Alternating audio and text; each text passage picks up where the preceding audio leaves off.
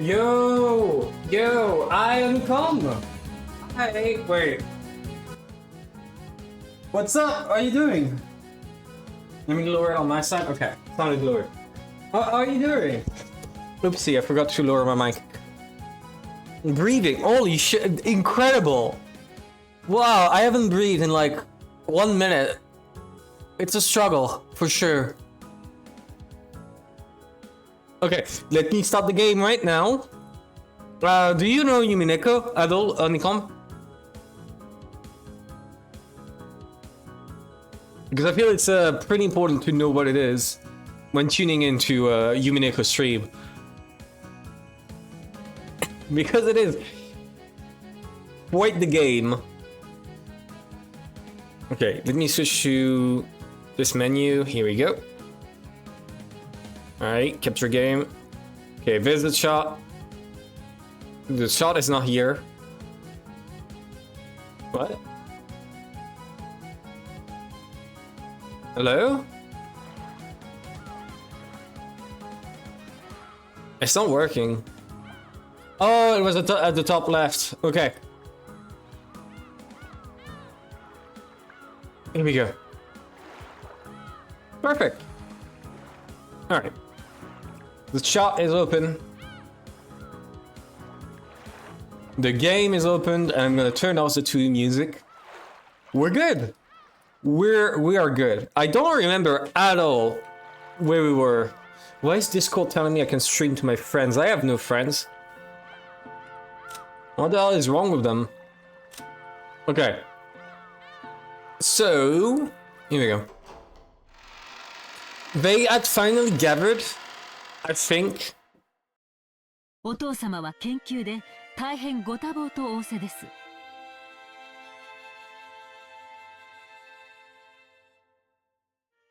Right, they met up in the garden. Rosa beat up her child once again, because Rosa is not a good person, to say the least. Rosa is not qualified to have any children. There's Karen, who decided to help her with her candy, trying to pick up the candy. And then she went on a tirade about how she met up with Beatrice. Sponsors more likely than you think. Wow, incredible. Thank you, Safik. Safik, how many points do you have? Like, with the amount of highlighting you do, it's probably gonna cost you everything. Alright, I'm starting right now. So, Favre says he's extremely busy with research. That's a lie. If I remember correctly, he just didn't want to leave. Unfortunately, it seems he will be unable to come down. Come on. We put this conference in our schedules and come all the way out to Rokonjiva during this crazy busy fall season. You'd think Dad could at least be a bit more sociable? Yeah, seriously. Dr. Nanjo, is it really his research and his mood that has a problem? He isn't already bedridden, unable to get up, right? Well, I wonder. There is not much I can say. He's probably getting drunk off his ass. Nanjo glanced at Natsui. It seemed he thought it wasn't its place to speak without first getting Natsui's approval. But the state of health is better than ever. It would be exceedingly rude to call him bedridden. But he only has 3 months left to live, right? Normally. Wouldn't you expect him to be wasted away, unable to get out of bed? Isn't that right, Dr. Nanjo? Wait. For a normal patient, that would probably be the case. But Kinzo has extraordinary willpower. Perhaps that willpower has frightened even the Reaper away. Well, if he's that energetic, then I guess we have little to worry about for the near future, right? Last time, though, in episode 1, they had mentioned that he had 3 months left to live 1 year ago. That he is still going. But they aren't mentioning that here. They're just saying he should be dead in 3 months. Miss that stream. Did the seagulls cry yet? No, no. I mean, yeah, they just landed on the island. And then, as I said, Rosa beat up a child, like, very violently. Which, like, if it isn't a hint, I don't know what is. I do not know what is. Oh, if he's got that much funk, I wish he'd at least come to greet us. Isn't the whole point of this family conference to come and see that face? I'm not even sure where he came now. You didn't say that last time. You didn't show such concern. Don't say that. If you were here, you'd complain the whole time about being unable to relax. Shouldn't we celebrate the fact that he's gonna die? That one of the siblings have gathered here to spend some time alone. We didn't get to see him last year's family conference either, right? Don't you understand why his blood children might want to see him after 2 years? After 2 years? What do you mean? The conference is every year. Oh, because last year he didn't show up either. Right, last year he didn't come down either. If there's anything you'd like to say in greeting, I will tell him for you. Or, Eva-san, if there's something you'd like to discuss with father beyond merely greeting him? That's not the sound you made. Come on, what are you talking about? Yeesh. Give it a rest, Eva. Natsui, forgive us. Eva's just worried about father's condition, as his daughter. Love you, Yoshi. Please try and understand how she feels. Indeed. Look how quickly you've grown to respect father, not that you know how much longer he has to live. Yes, I believe I do understand why you want to see him so much. What are you trying to say? Quit it, Aniki. Why don't we pray that his mood will improve by dinner? Anyway, we've only just arrived. For now, we're only here for a casual greeting. At what point in time did their 2-hour-long discussion about the inheritance happen? I think it was right after lunch. And we could even hold the family conference without that. In fact, there's a few things we siblings shouldn't bring to him until we formed a unified opinion. Isn't that right, Hideyoshi? Yep. Just as Rudolph says.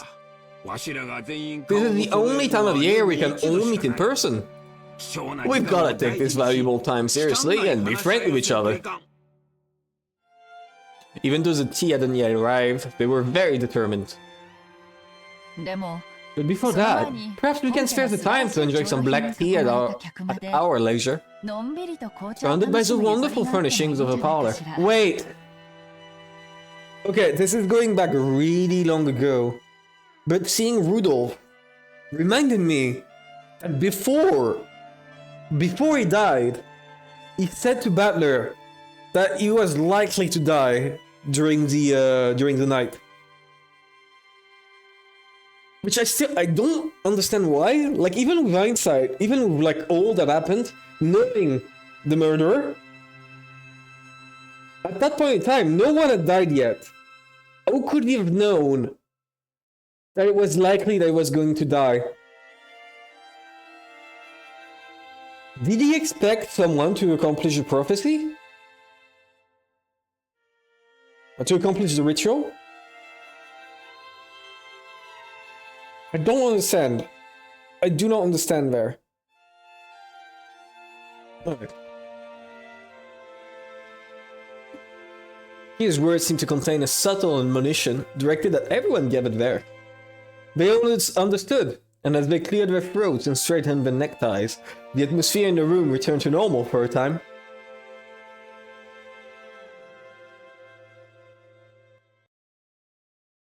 Excuse me.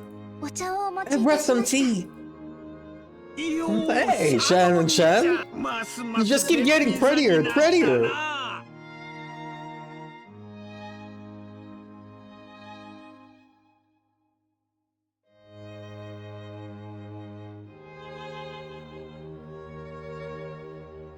Everyone decided to relax and enjoy some black tea for the time being. Apparently my mic was muted. I don't know how long it has been muted. I hope it wasn't long. That would suck. A wonderful aroma began to spread throughout the room. As far as anyone could see, the strained atmosphere from before Shannon's arrival seemed like a lie. Of course, Shannon was setting out the tea. Probably didn't even notice. Kiri seemed to laugh faintly at how adult everyone was suddenly acting. Rudolph didn't like it when Kiri took the initiative and spoke at the family conference. It was his worthless male pride. We've been hearing you. Okay, good. He probably did want to look like a weak man who took advice from his wife. She understood that and did her best to refrain from saying any more than was necessary. So, she separated herself from the circle of siblings, who only superficially appeared to be enjoying some time together alone, and casually drank her tea near the window. Right, during that entire sequence where Eva and Natsui happened, you were just eating popcorn in the corner. And we've joked about that like several times. Especially Safe, he pointed it out, and I didn't realize before that. Oh, Rosa-san! I thought your siblings were enjoying some alone time. You must be joking. Sorry, don't take it the wrong way. I'm just a little exasperated by my husband. Apparently, Rosa hadn't been able to keep up with that on-the-surface friendliness. They'd come here to fight bloodily and dirtily, each trying to grab a part of the inheritance for themselves. She probably didn't like suddenly pretending that they were all chummy. Or maybe she was still too immature for that. It looks like the wind started blowing hard out of there. The plants are all shaking so much. The typhoon's probably gotten pretty close already. I wonder if we'll see a lot of rain tonight. I wonder. Maria-chan really has grown a lot this past year. Does it look that way? She still can't even fold her own clothing yet. No, it's true. It's because she has such an affectionate... Kiri, you gotta be kidding. Kiri. I hope you don't know. I really hope you don't know when you say this. Like, there's three options. She knows, and she's saying this because she doesn't mind. She knows, but is saying it to, like, make Rosa upset, like, on purpose. And finally, he doesn't know. And I hope it's one of the later two. You're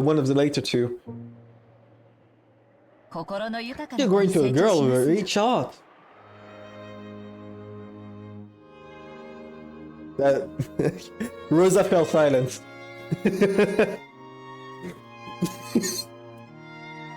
Maybe she was unsure as to what Kiri meant by that.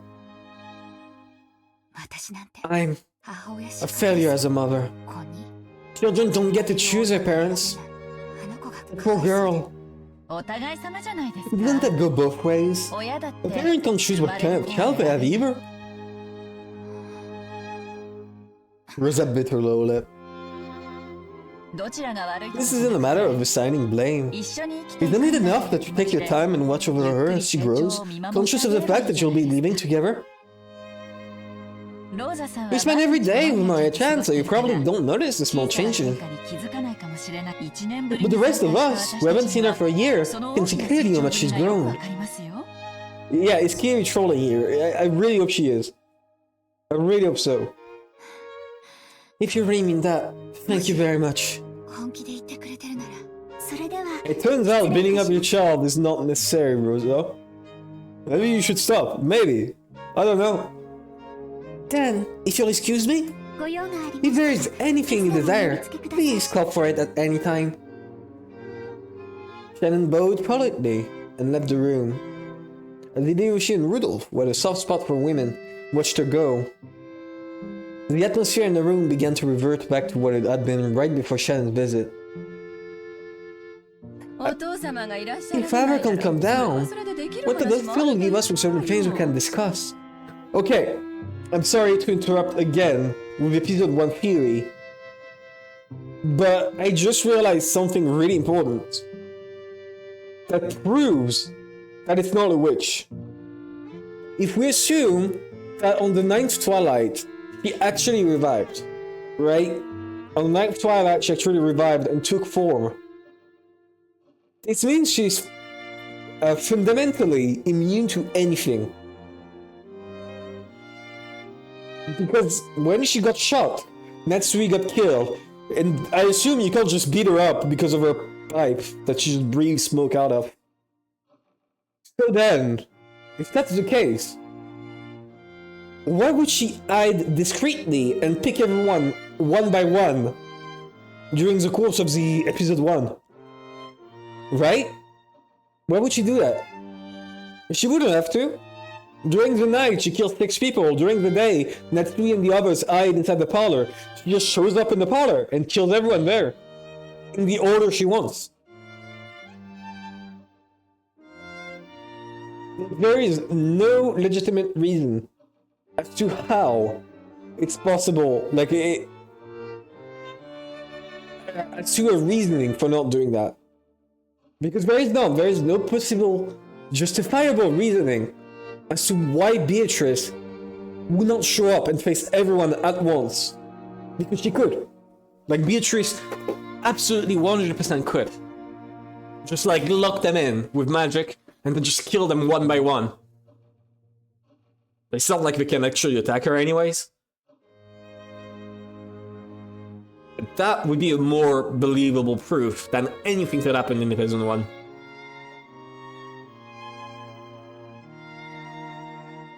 Don't think that the witch took a bulldozer and killed her in the morning is a fun story though. No, that's not my point. I'm not saying that the story is shit. I'm saying that that should have happened.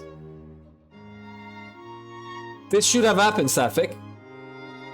But it didn't, because it's not Beatrice. My entire point is that there is no way justifiable to explain that it is actually Beatrice who committed the murder. It has to be a normal human. Hi, Polapo. Alright, I'll move on. But I swear to God, every time I play this game, I just suddenly get flash of realization.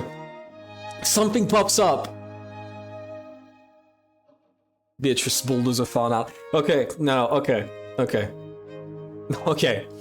Listen, when you say it that way, I kind of have to. I kind of have to. Now that you say it this way.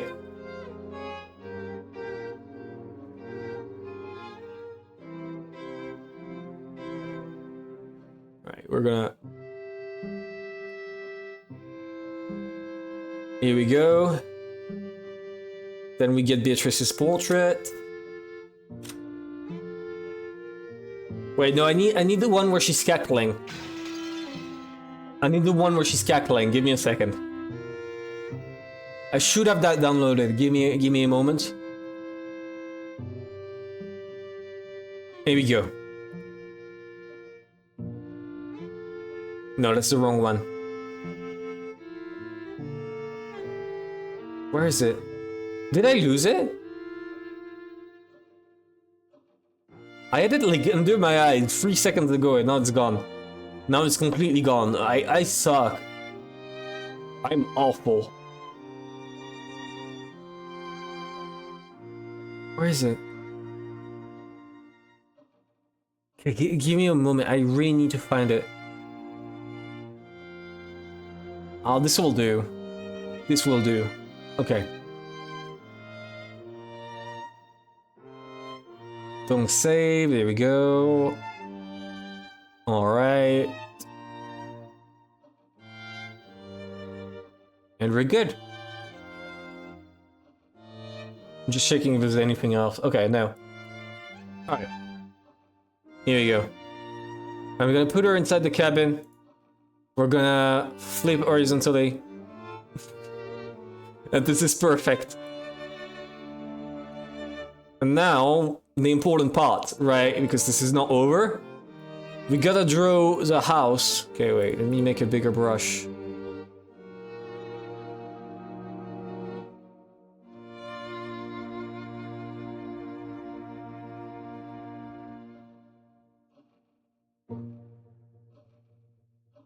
Okay. There you go. That's the window. Here we go. They have a forklift certified to show you forklifts using magic. I doubt she's forklift certified.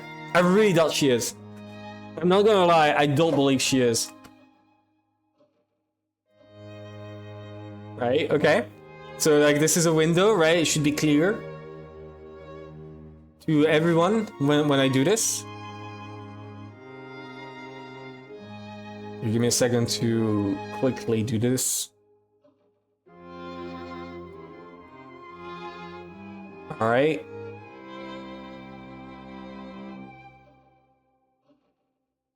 Here you go, that should be clear that it's a house now. Oopsie. Can't I just do this? Why am I dumb? I can just... No, I can't do this. I should be good at MS Paint. Why am I not? There you go. That works. Okay. Now... we add... the faces of the characters. Here we go.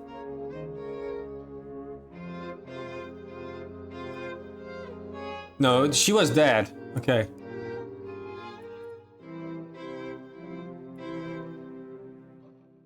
I'm gonna add Natsui here. Wait, no, I know, I just realized.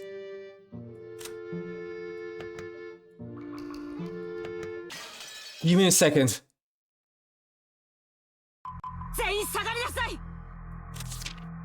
Okay.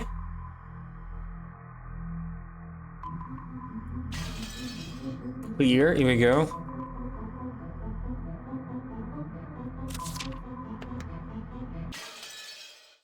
Okay.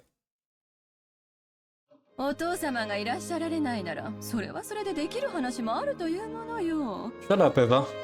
Thank you.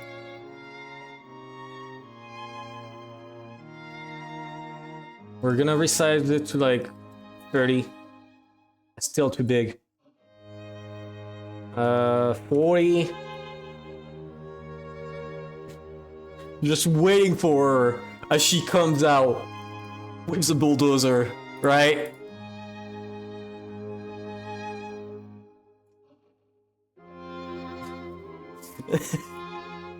It's so stupid, it makes me laugh.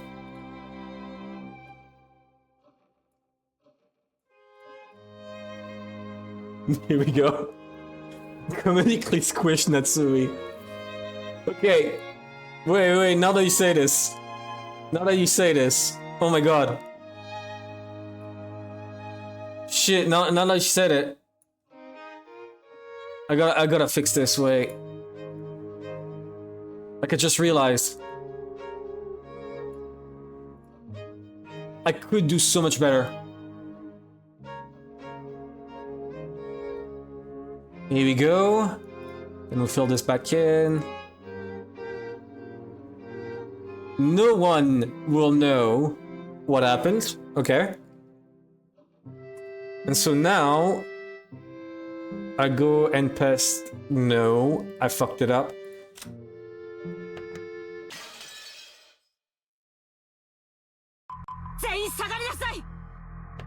Okay, here we go.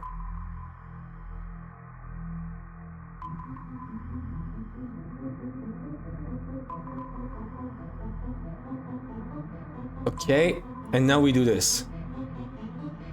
Perfect! Perfect! Perfectly squished.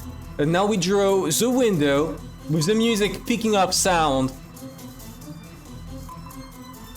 Perfect. I'm proud of this. I'm proud. I can't say anything. I'm proud. This is my masterpiece. I don't think I can do anything better now. I need to finish circling the window. Here we go. And now we gotta fill this in.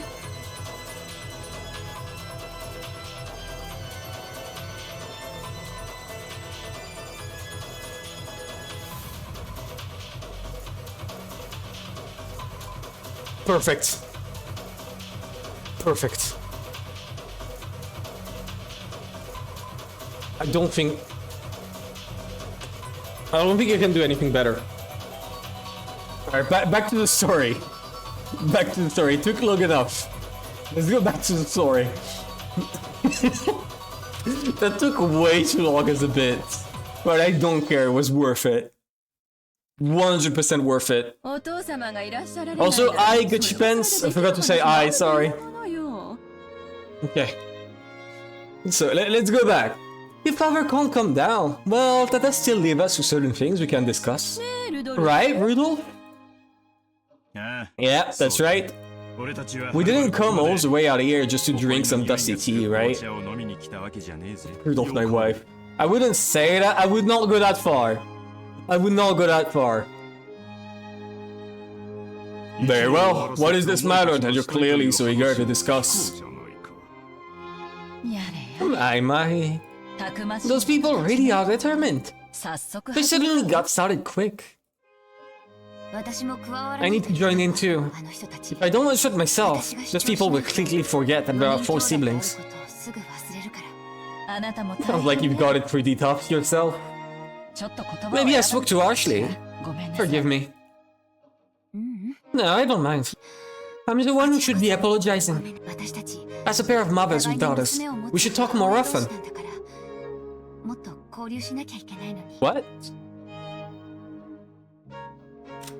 She doesn't have a daughter.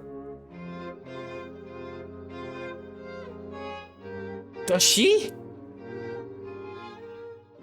Like, I know she married again. I can fix that. Shut the fuck up.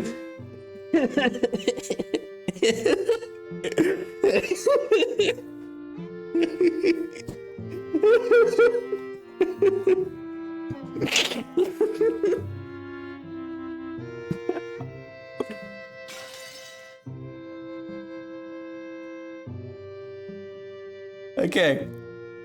I need to save this, right? I need to save this for future reference. Like this. Here we go.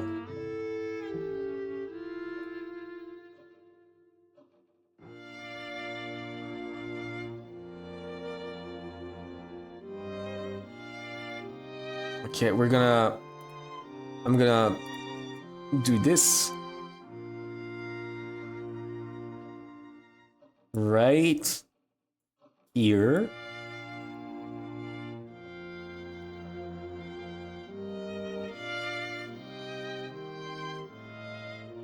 Here we go.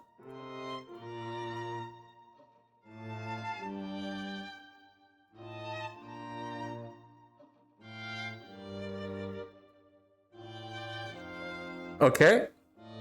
And obviously,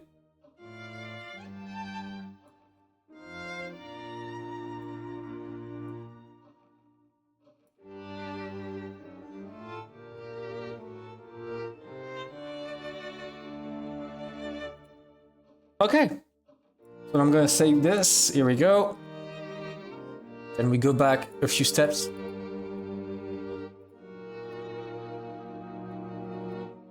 I thought there was a chance that I could not go back and that this would be permanently covered. That would have sucked. I just realized that I almost fucked up there. But it's fine, we're good. It's saved. We're gonna put it at 30% of the size. No, 40. A bit too small otherwise.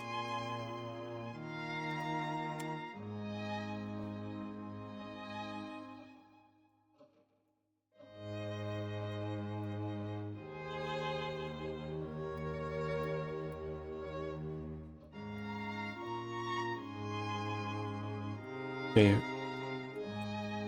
Wait, I need to fix this again, sorry.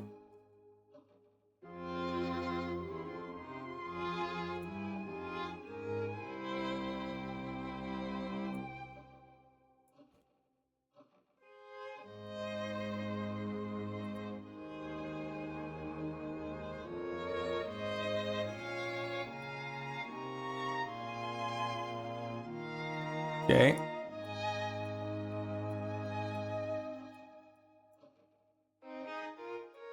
Here we go, and then the last thing needed.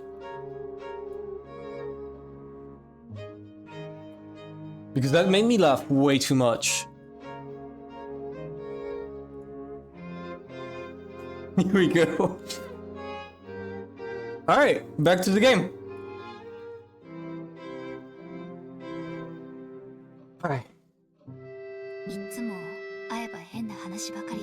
Every single time we meet, we end up talking about something shady. You can blame the atmosphere in this mansion for that. Once you breathe in this air, everyone gets so strained. Just once, I'd like to have a nice long cup of tea with you when we are attending a family conference. There's a wonderful coffee shop in Ginza that's a favorite of mine. Let me invite you sometime soon. Thank you, Kiri-san. That sounds great. You should probably not take Maria because you're probably gonna start beating her up in the middle of the restaurant. Which doesn't sound like a good time for anyone. But that's my suggestion, Rosa. You can do your meeting with Kiri however you want.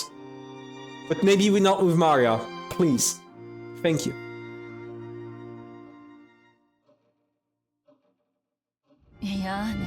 Oh, and...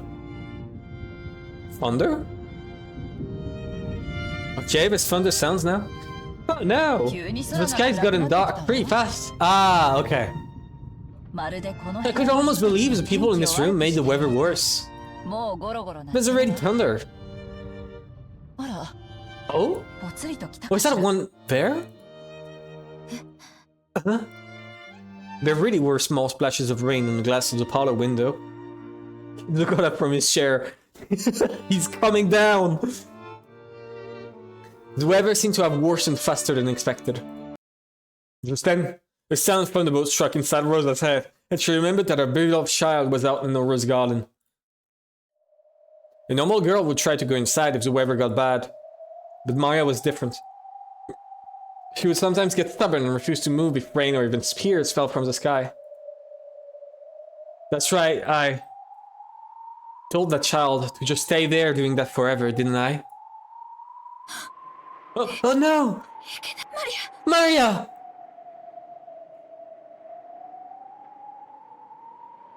I really dislike... Oh, she said, I told that child. She didn't say, I told Maria.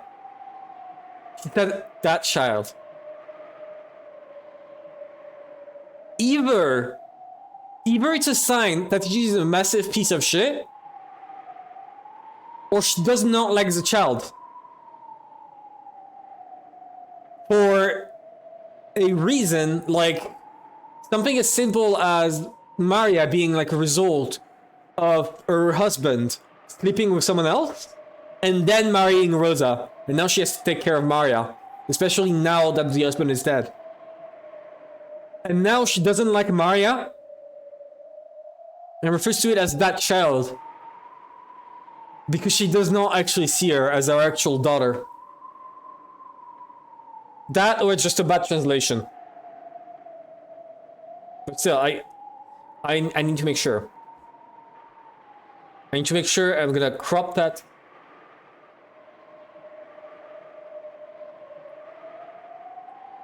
And we're gonna put it right next to a portrait.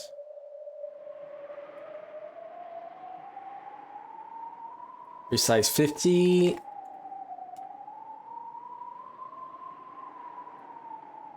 10 more %.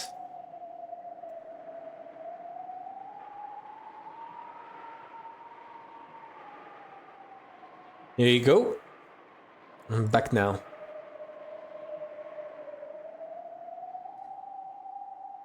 Yeah, I don't like that she used that child at all. Everyone looked back at Rosa when she let out a small scream. What? What is it? That did not happen during the meeting. I'm sorry, I'm going outside for a second. I'll be right back. What the? Seriously, what's going on with her? いいじゃない。 Don't worry, she'll be back すぐ戻 soon. るわよ。それより始め More たら importantly, shouldn't we begin? Without her? 私たちの Our 本 main 題。 topic. Without Rosa. そうね。 That's right. ローザ抜きで We can keep talking about that without Rosa. Okay, that's a major difference there. 話を戻しましょう。 Let's return to our discussion.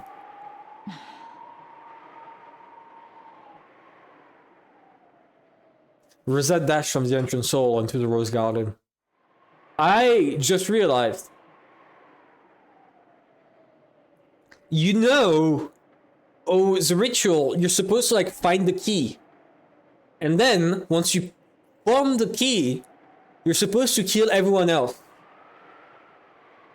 What if, and picture this, right? What if Rosa, in episode 1, found the key somehow, right? Maybe it's on the island, maybe it's outside, outside the island, whatever. She found the key, headed to the place where like you're supposed to open the door or something. And like, imagine if the key was just like the entrance to the vault. And right there,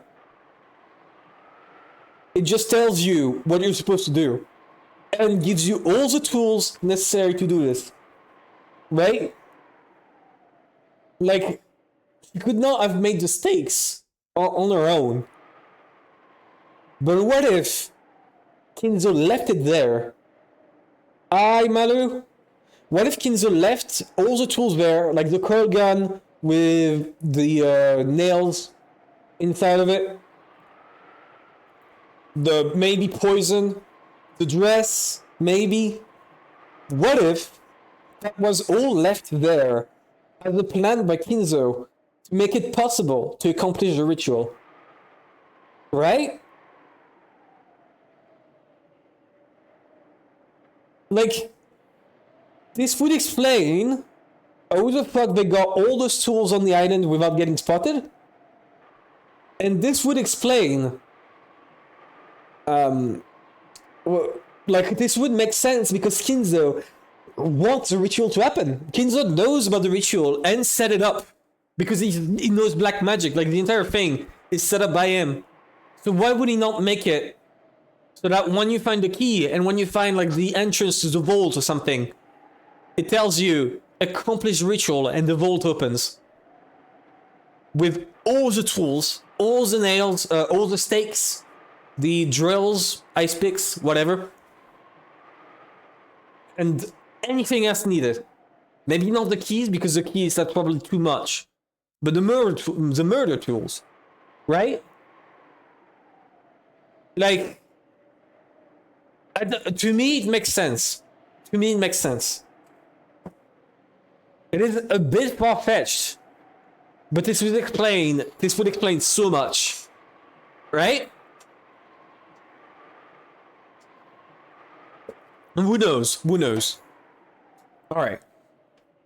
Rosette dashed from the entrance hall into the garden.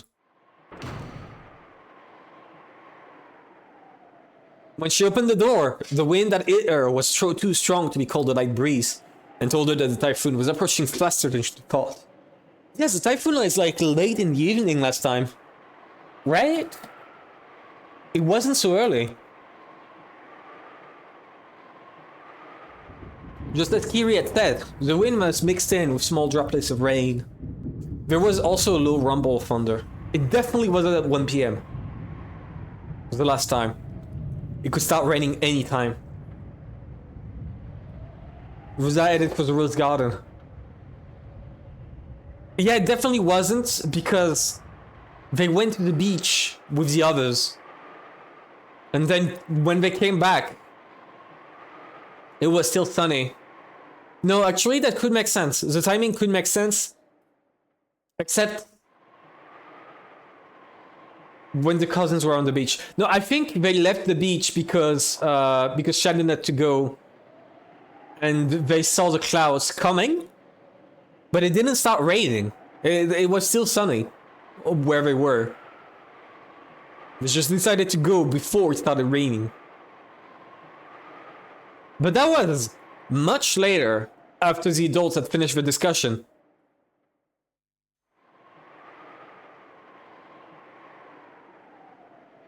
that they found Rosa in the garden. She headed for the place where she had scolded Maria a short while ago. It was almost lunchtime. Yeah, exactly. That wasn't before lunch. Children had been told to come to the mansion around lunchtime. It was at 4 PM last time. So they were probably in the guest house waiting to be called. Even if Maria didn't come to them, they would surely think I took her to the mansion with me. I wouldn't worry much. After all, she had been with her mother, so there should have been no reason to worry. I was here and I abandoned my daughter to the worst evening ever. Maria! Are you there? If you're there, answer me! I was right. She was still standing shocked still, exactly the same place she had been, in the place where I scolded her. Held in her hand was a candy that I'd bought, given her, and then stepped on and crushed. With that gripped in her hand, she stood there as the powerful winds whipped her hair about, tormenting her. I'm sorry. I'm so sorry. Sorry, Maria. Forgive Mama. No umbrella. Mama, welcome back.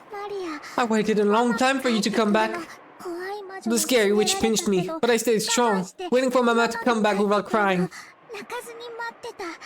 What? Maria, forgive your Mama. Forgive your Mama. You didn't do anything wrong. You were just possessed by a bad witch again. So I'm fine. I really like you, Mama. I love you.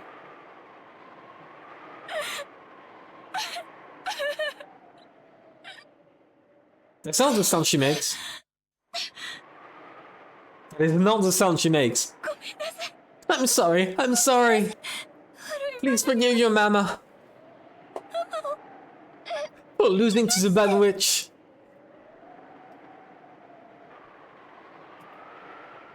Rosa buried her face in Maria's small chest, crying and begging forgiveness. And once again, those tears dripped down after who knows how many times. If only the brilliant sun had been shining on the two of them, all of their cares would have evaporated and might have felt like they could begin anew. No. No, it could not. Not with Rosa. However, what surrounded the two of them was the worsening weather. Suddenly, there were only fierce winds with occasional thunder. The sound of Maya sniffling brought Rosa to her senses. If Maya stood exposed to the wind for too long, she'd probably catch a cold. Okay, Maria. It's almost time for lunch. Why don't you come back to the mansion with me? Won't go. Why not? Rosa thought she'd already received Maria's forgiveness, so she hadn't imagined Maya would refuse. But the expression on Maria's face didn't look like that of a child resisting her mother. So Rosa couldn't understand why Maria wanted to stand still, pointlessly, as the weather grew even worse. Maya answered that question. It's Beatrice! She'll be here really soon! So I'm waiting. Maya. Rosa struggled to find words for a moment, then fell silent. I'd only just managed to make up after all. She chose the words carefully, trying to get Maya to come with her to the mansion without denying the witch outright.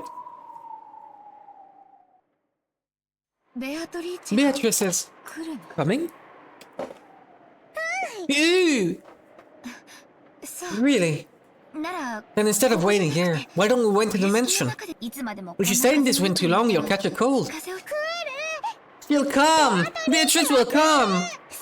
And when she does, I'll give her candy. I'll do trick or treat. I'll give her jack-o'-lantern marshmallow candy and say Happy Halloween! Ooh. Maria pulled yet another sweet out of her handbag, moaning ooh ooh. Rosa was bewildered and didn't know what to do, as Maria started being difficult again. At that time, there was a sudden blast of thunder. It was probably a sign that this island had been sealed off by the storm, detached from common sense and reality. So after this moment, all common sense would probably cease to apply. The wind blew even stronger, and mist that blizzard of scattered rose petals. A figure appeared, leaving Rosa unable to imagine it was a scene from reality. It was probably, no, definitely fantastical. After all, that shadow of a person was. It What? Where's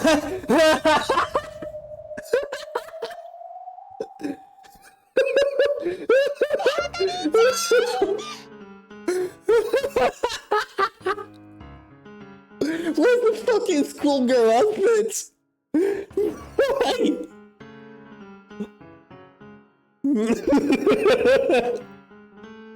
Why is she a schoolgirl now? What happened?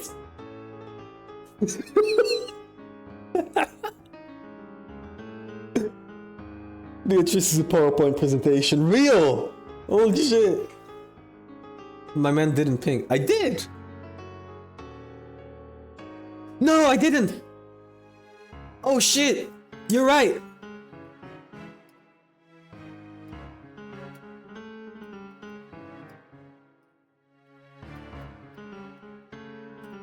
Fuck! My god!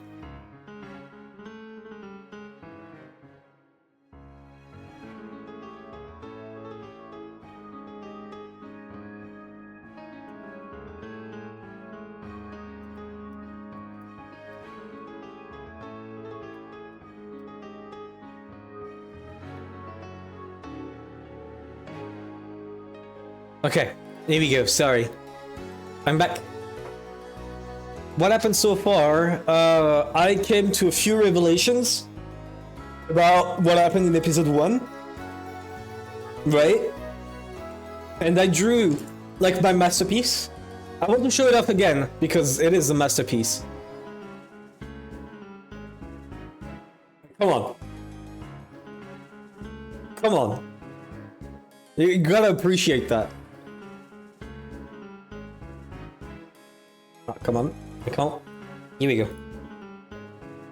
That's a perfect drawing of Beatrice and Natsui. Okay.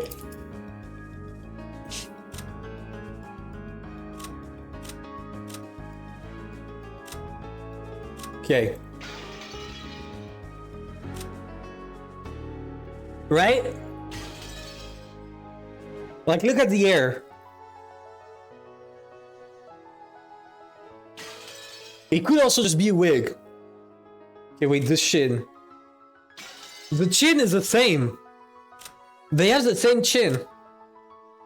Kiri is more pointed. And she's in the room. Jessica. Okay, wait. I need to do a side by side. I need to do a side by side. Give me a moment.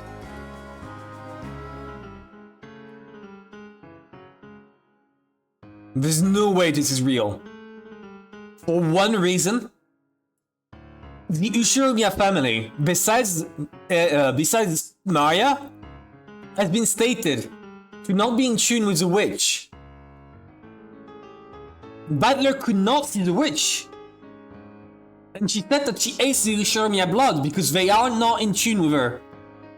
So how could Rosa see her?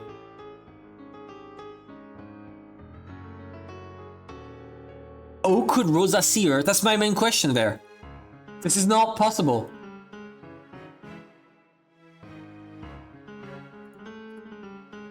Unless the rules changed somehow, and suddenly everyone can see her. There is no way this is real.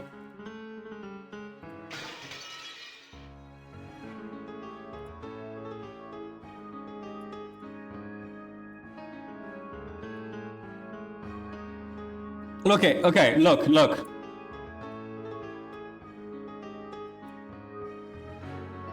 Same chin, right? Same chin. About the same chin. She could have worn contact lenses that makes her eyes look blue. Come on. Okay, contact lenses. I'm gonna lower the scale of the drawing so I can like actually use it later. So it doesn't actually take all the space, you know? Okay.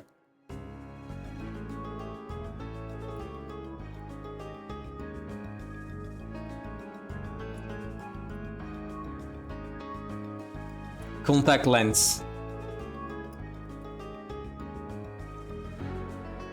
Here we go. It has to be a contact lens.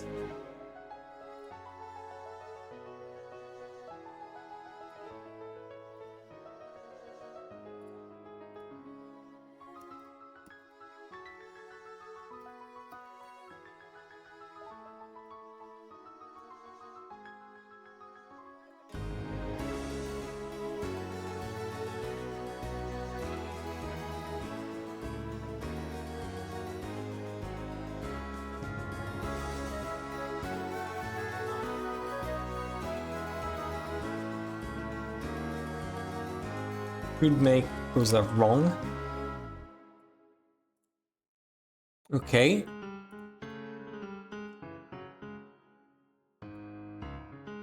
Okay. Here we go.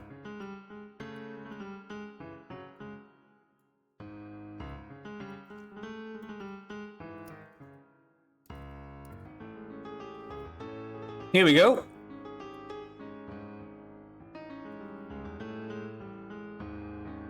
Wait, no. Why did you do this? Come back up. Thank you. There we go. And then we turn this white again. Switch back to the red color. Okay. What of a detail? What of a detail? The narration said common sense no longer applies here. No, the narration is wrong. The narration has been wrong many times.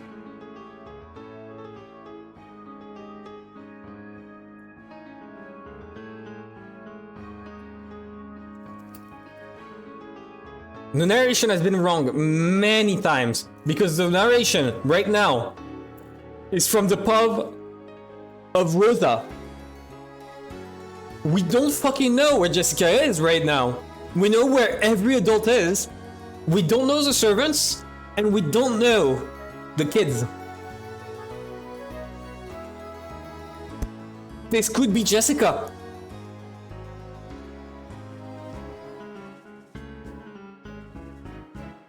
I'll put it outside. So that way I can delete it.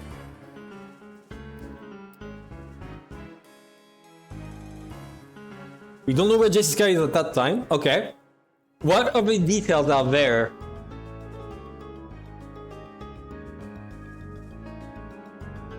Oh, right. No.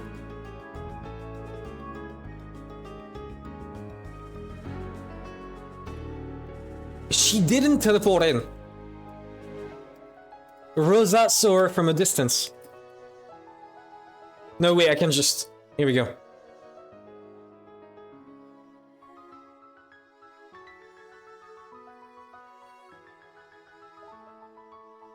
Here we go.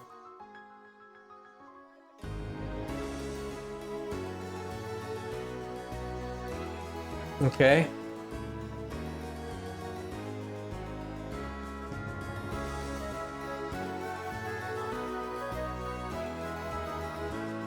Here we go.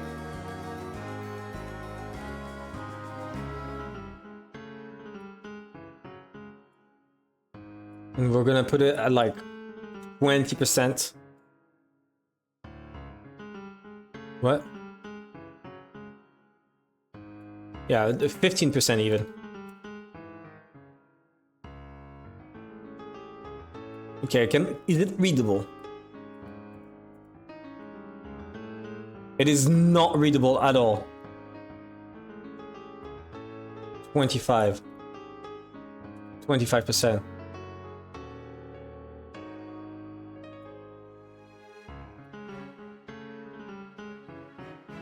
Yeah, 25 is good. 25 is good.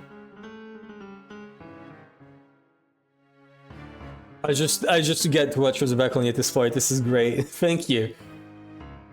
I'm glad. What other details are there?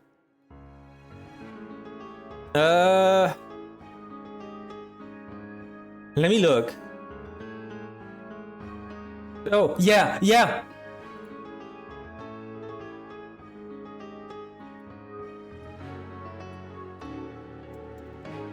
The thing! I knew! I knew this would be important. This is why I made this, right?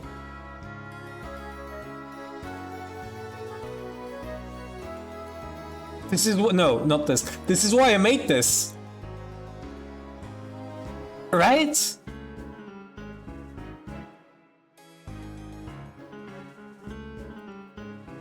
And nose 2. Plus nose. Okay, here we go. What else? What other details are there? So ear is different, but like you can just make it look bigger by moving your hair away, because look at the size of her hair.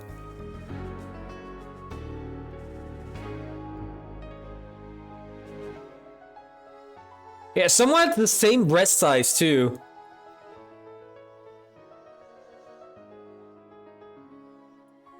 Same morphology plus height.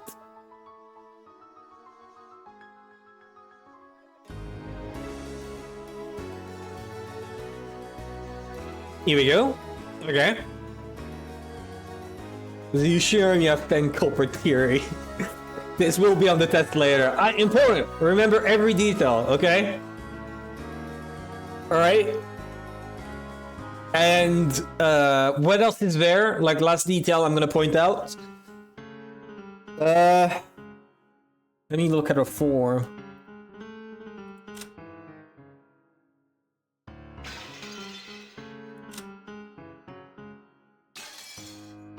I don't see any of the detail that stands out. Okay, if Beatrice is an asthma attack, now we know. If Beatrice is an asthma attack, now it's confirmed. Like, he has no reason to show up in that outfit. Specifically that outfit. This makes no sense. Instead of being psyched to death, we were stabbed by you showing that thing.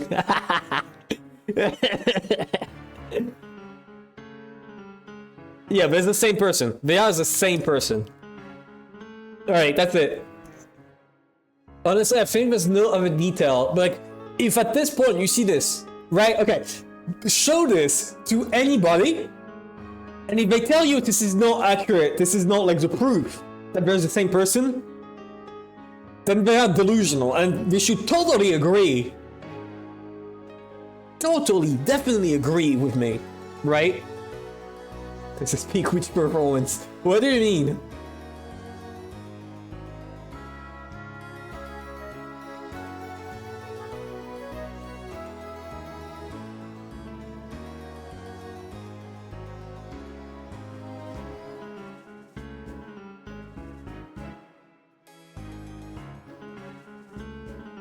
Okay, and I think that's it. I think I don't need any other proof, because this is as 100% proof as you can get. Maybe the rest of the conversation will prove that I'm right. And by prove, like, that I'm right, I just mean there's no point in asking. It is already the case. Okay, and now there's this emoji that I've been seeing a lot, and I'm gonna be using. Perfect! My fury is finished. You should add that to the Discord server. I will. I may even add that to the channel. I made that emoji. It is peak, as an if. It is peak. I'll add it to the channel and to the Discord server, because it's just too good. Okay. Back to the window. All right. Beatrice. There's a reference I wish I could make, but it isn't there yet. We'll see. We'll see. Maya dashed over to the shadow. Normally, Rosa would scold her daughter. She dashed over to someone whom she hadn't seen before and didn't know. Totally being Erica. I don't know who that is. We'll see. Normally, Rosa, okay. But Rosa forgot to do that. Was unable to do anything but stand there, stunned. 久しぶ It's り been quite some time. 元気で Have you been well? I've been well. 魔女は風邪 Witches don't catch colds. Cackle, cackle. 魔女は Indeed, a witch can use curses to make people catch colds. But how foolish would it be if she caught one herself? From now on, you should take care not to catch something like a cold yourself. これからも精進するがいい She patted Maria's head as she said this, smiling roguishly. Rosa couldn't have known the name of the woman who was happily spoiling Maria.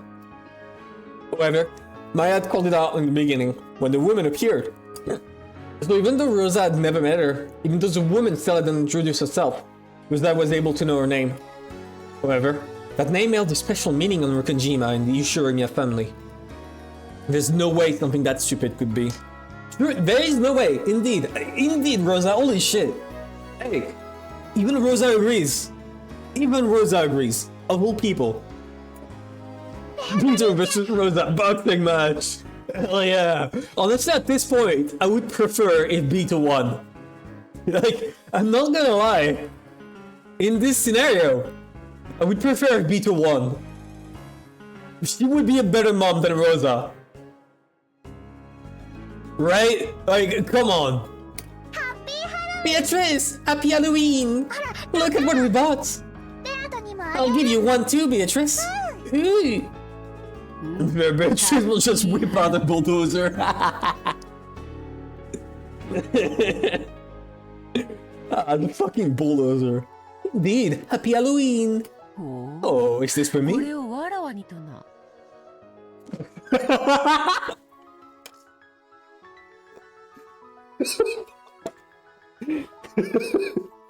You have a good point, Safik. You have a good point. He has gotten a lot of practice at beating up people. You know? If you think about it. Maybe the witch of Rokujima isn't that good in hand-to-hand combat, but let me just say, Rosa has the experience, right? She can practice with me. No, you know, Gucci pants. Beatrice is not gonna practice on you.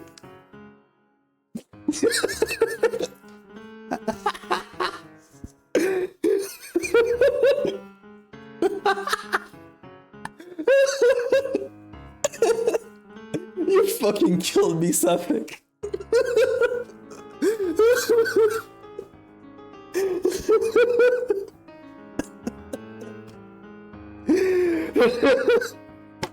Okay, I need to calm down. Oh, fuck. Oh my god. Okay, okay.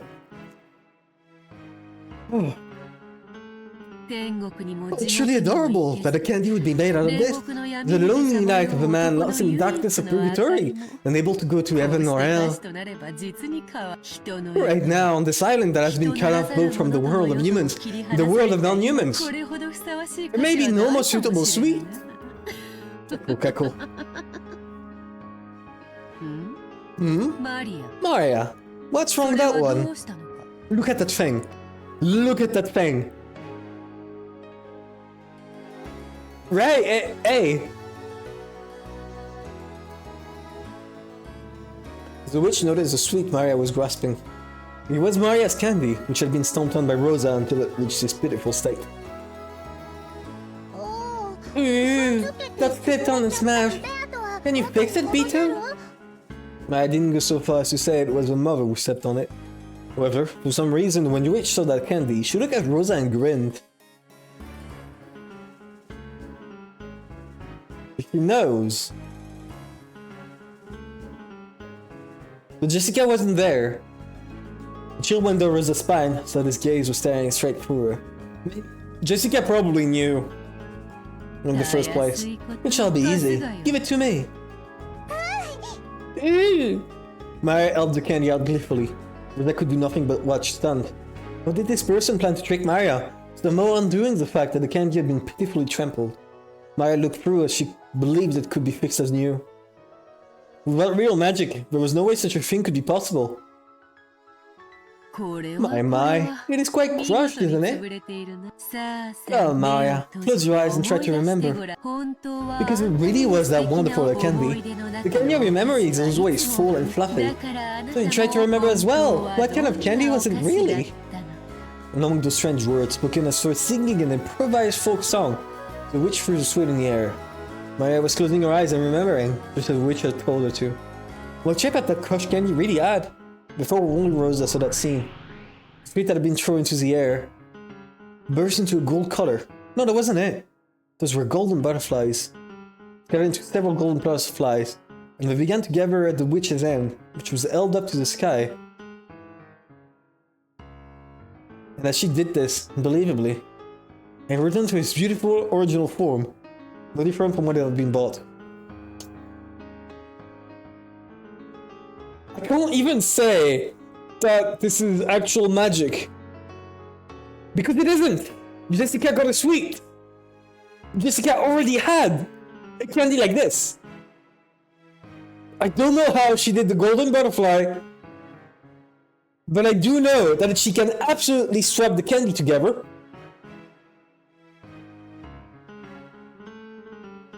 If anything, what tells us that she didn't throw like her own candy and then pocketed the fake one, right? And maybe just Rosa saw wrong. It's not. It is magic, but it is a kind of magic you see like in prestidigitation or so. It's not actual magic.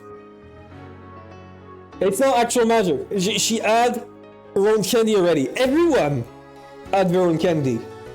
Every single person on this island got the pumpkin candy. Right? So it is absolutely possible, plausible, and certain that this is just a magic trick. And the important word is trick, because it is not actual magic. Only Rosa and the witch witnessed that scene, unable to comprehend what was occurring right before her eyes. Rosa started with her mouth hanging open, completely forgetting to shut it. Oh, literally the crying Baptist like right now. True. You may now open your eyes. Take it. With this, your sweet has returned to normal. Yay! Beatrice is always incredible! Incredible! Giggle. Oh, Whittler. No, okay. Okay, old Claire. No, don't call me that. Don't call me that. Please. I think you can see why you shouldn't call that, especially not with an uncapitalized L. As an if. Do not call me that with an uncapitalized L. Please. I think you can see the problem.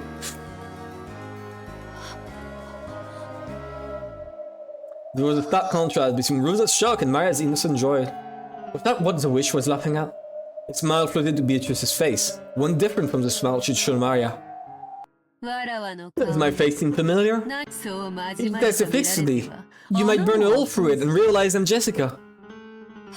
I'm sorry. Those words triggered something very clearly in Rosa's mind. Rosa knew this face. It's Jessica. She knew it from the portrait of the witch. But no, wait!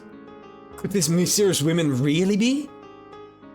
Maria, I give you this in exchange for the sweet you gave me. A letter? The witch pulled a western envelope from her pocket and gave it to Maria. However, when Maria made to open it, the witch stopped her. You must not. The time will soon come for you to open it, but until then, you absolutely must not. Take good care of it. That will be your invitation to the Golden Land. The Golden Land! So you finally take me there! Giggle! Giggle! Take it and treat it with care. You must not show it to anyone. I'll keep that promise. You've always gotta keep promises with witches. That did not happen. There was no letter like this. And this is for you. Me? She probably hadn't imagined that the witch would speak to her too. Rosa was bewildered by the second western envelope, which was thrust before. She'd seen this type of envelope before. There could be no mistake. It was one of Kinzo's special envelopes, used when he wrote with his own hand and bearing the Ushiramiya family crest. It was sealed with red sealing wax. And furthermore, fuck. 代の誰でもよかった。 It had a mark that seemed to have been made by the head ring. Was okay. In other words, even without asking what was inside this letter, Rosa knew that this woman, Maria called Beatrice, was trusted enough to be placed in charge of a personal letter of the current Ushiramiya head. Could have been any of the four siblings. However, the fact that I met you here probably means that you're chosen by Kinzo's roulette. So take it, then read his content aloud while seated at the dinner table, when all of the siblings are gathered. What did you say? Rosa looked back and forth several times between the witch's face and the envelope that had been handed to her. Today was a family conference, and the biggest object of discussion would be the inheritance problem. So she had joined together with Eva and Rudolph, and they planned to force a certain condition on Cross to try and extort several hundred million yen in cash out of him. It was as if the witch could see through all of that. What does she intend to announce when all of her siblings are gathered? And with a personal envelope that no one but the Ushiramiya head can use. Maria, weather is getting worse. Return to the guest house and wait for lunchtime. And Rosa, we'll meet again later. Allow me to introduce myself again at that time. Okay, cool. So we turned her back to her, laughing. Then she began to head towards a mansion with an air of composure. Maria energetically called out and watched her go, and began to dash towards the guest house, leaving Rosa behind.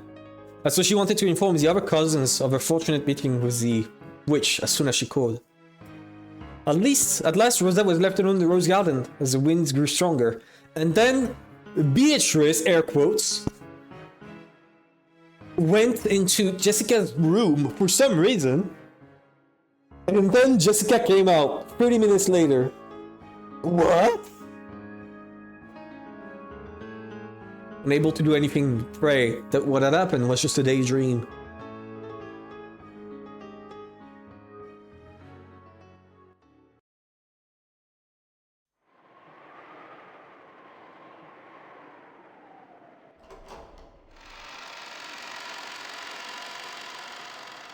When the witch reached the entrance hall, Genji could be seen there.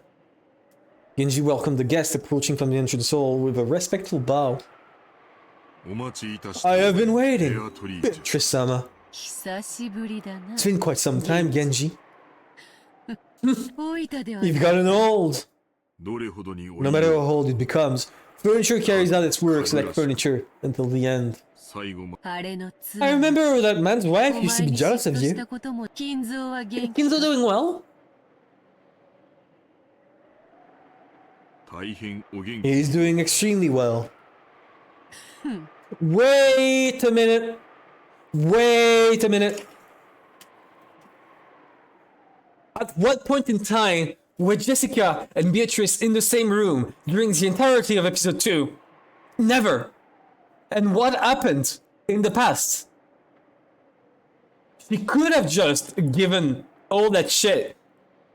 Like all those badges and spent time with the others, whatever. She could have. It could have been Jessica all along. And look at this. Look at this. If that's not proof, if that is not proof that she can dress as a witch, oh, then what is? Then what is? It is a subliminal message left behind by Ryokishi, the creator. Literally Jessica being a witch, yes! I mean, like, she has experience in the domain. She has experience in it.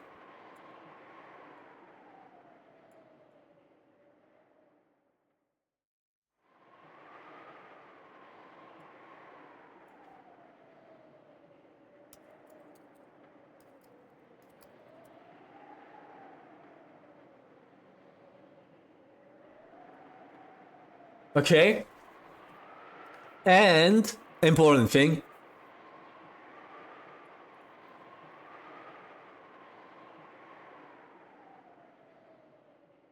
Wait. Okay.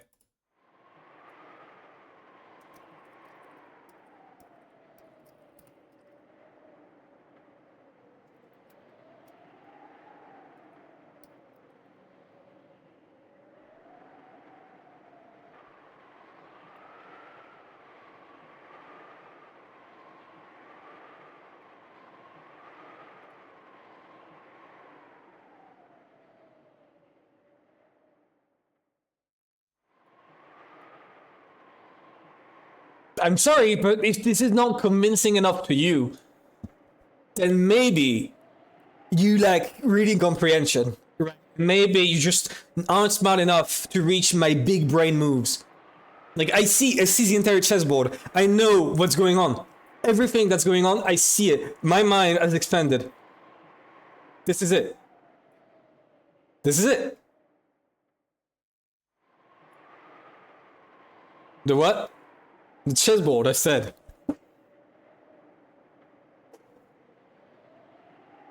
Yeah, no, I'm sorry, but I win. Wait. I forgot to add.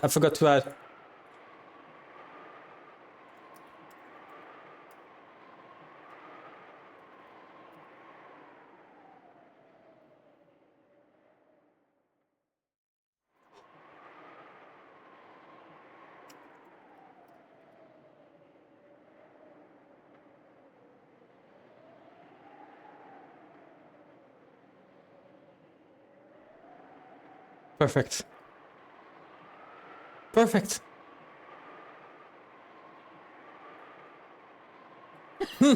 Cackle. The witch probably laughed because she knew Kinzo's own doctor had announced that Kinzo didn't have long to live. However, if anyone actually looked at Kinzo and noticed his vigor, which wasn't at all what you'd expect from someone nearing the end of his life, they might easily call that doing extremely well. Maybe that's what the witch was laughing at. Then let us go and greet him. I look forward to hurling curses at each other after 30 years. As the witch grinned, that... Wait, how did she get the head ring? How did she get the head ring? If they had not met before this point, how did she get the ring from him to make the envelopes?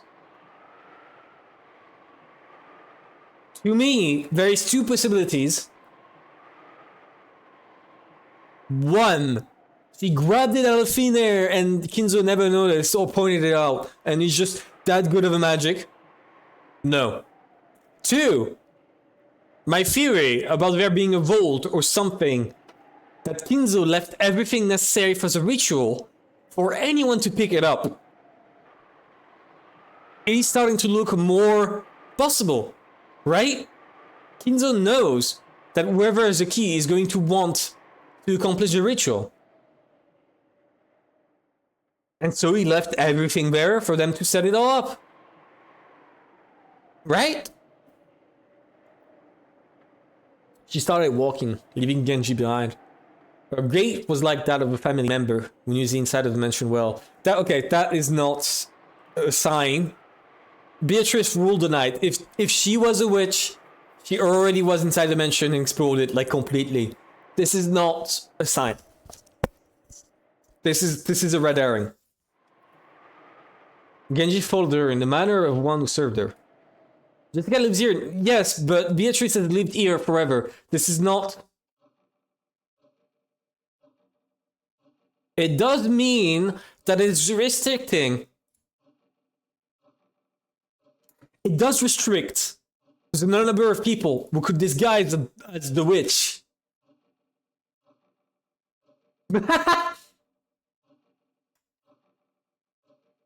The mysterious visitor, a 90th person who appeared on the day of the family conference.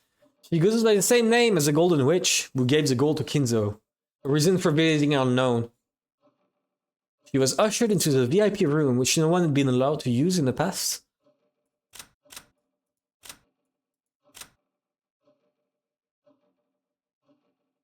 Huh?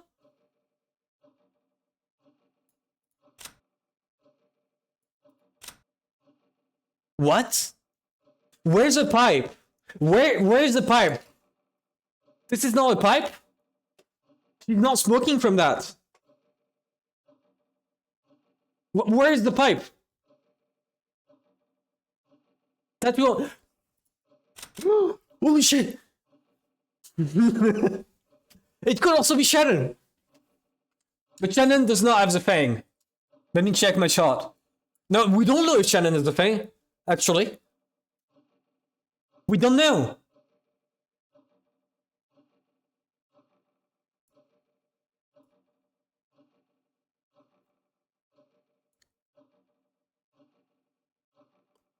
Yeah, it does not change. This is not a proof of whether or not she's a witch. The witch would have known this. This is not a proof that she's not real. That she's real. This does not prove anything. Besides, that the fact that if she was real, if she was not the witch, then she would be necessarily limited to the servants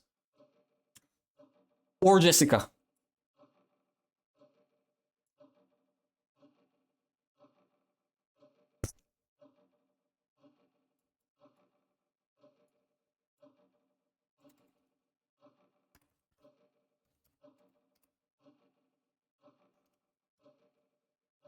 And who else in that lineup? Nanjo. Right, it's Nanjo. Or it could be Kumasawa. Hey, who knows? Maybe it could be Kumasawa. Okay. Or it could be okay. If it is not Jessica, which I don't believe, then it must be a 90 person, a real one, who could have been. Like that 90 person could just be one of the old servants who quit, right? Like there was that woman that they talked about, the one that like did a job efficiently by cleaning in places that Netsui would check, but not anywhere else.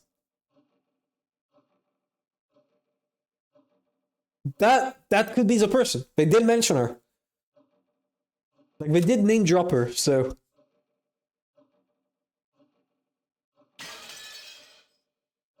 At that time, Kiri came out of the parlor. She'd probably gone out to fix some makeup or something. And when she saw Genji following a witch, she was surprised, although her expression did not change. So it's not Kiri. A guest for Kinzo had arrived, despite him being almost dead, on the day of the family conference when the fate of the inheritance was to be decided. That music is good. I love that song. And furthermore, this person was familiar enough with the Ushirimiya family household that Genji was following behind her. Kiri immediately realized that this person she had never met before was deeply important. Kiri and the witch's eyes met. Realizing that it would be rude to pretend not to notice, she greeted the witch. Pleasure to meet you. You were Rudolph's second wife, yes? Correct. This is Kiri-sama, Rudolph-sama's current wife. In this exchange, Kiri realized it was a guest of fairly high rank, even amidst the Ushirimiya family. And the fact that this was a guest on that level, coupled with her resemblance to the portrait in the entrance hall, made Kiri's eyes instantly open wide.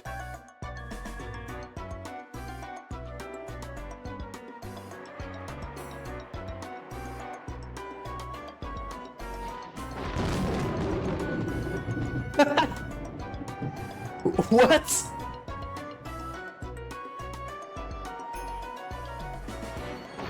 What? Pleased to meet you.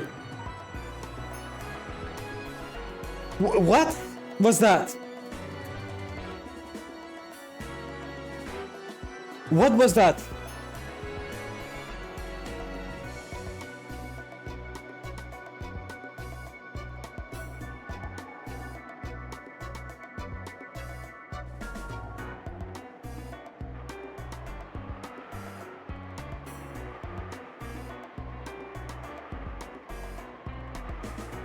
I'm gonna use a resize function so that way it conserves proportions.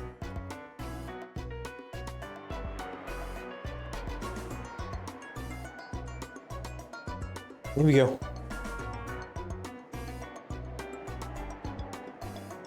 Vine boom. That would have been needed. That would have been good.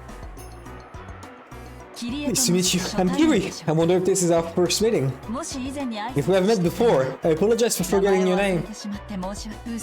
So, you intend to force me to state my name, even though you already have a vague idea of the answer? Sherry thought she'd given a sociable and humble greeting. Her expression grew slightly cloudy at the openly oppressive response. At any rate, this didn't seem to be a person she could grow to like.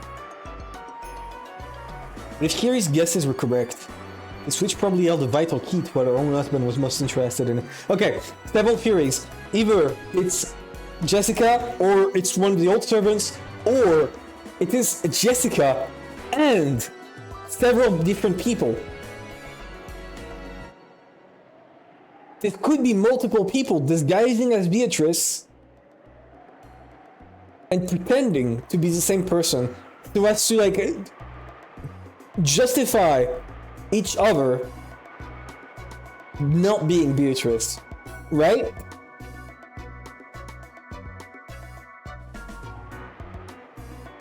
Wish probably held the key to give alibis. Yes, exactly. Thank you, Cartesian. That's the word I was searching for. Something that couldn't help but influence tonight's family conference. So, without shouting back a retort, Kiri silently watched her go up the stairs to the second floor, with Genji following behind.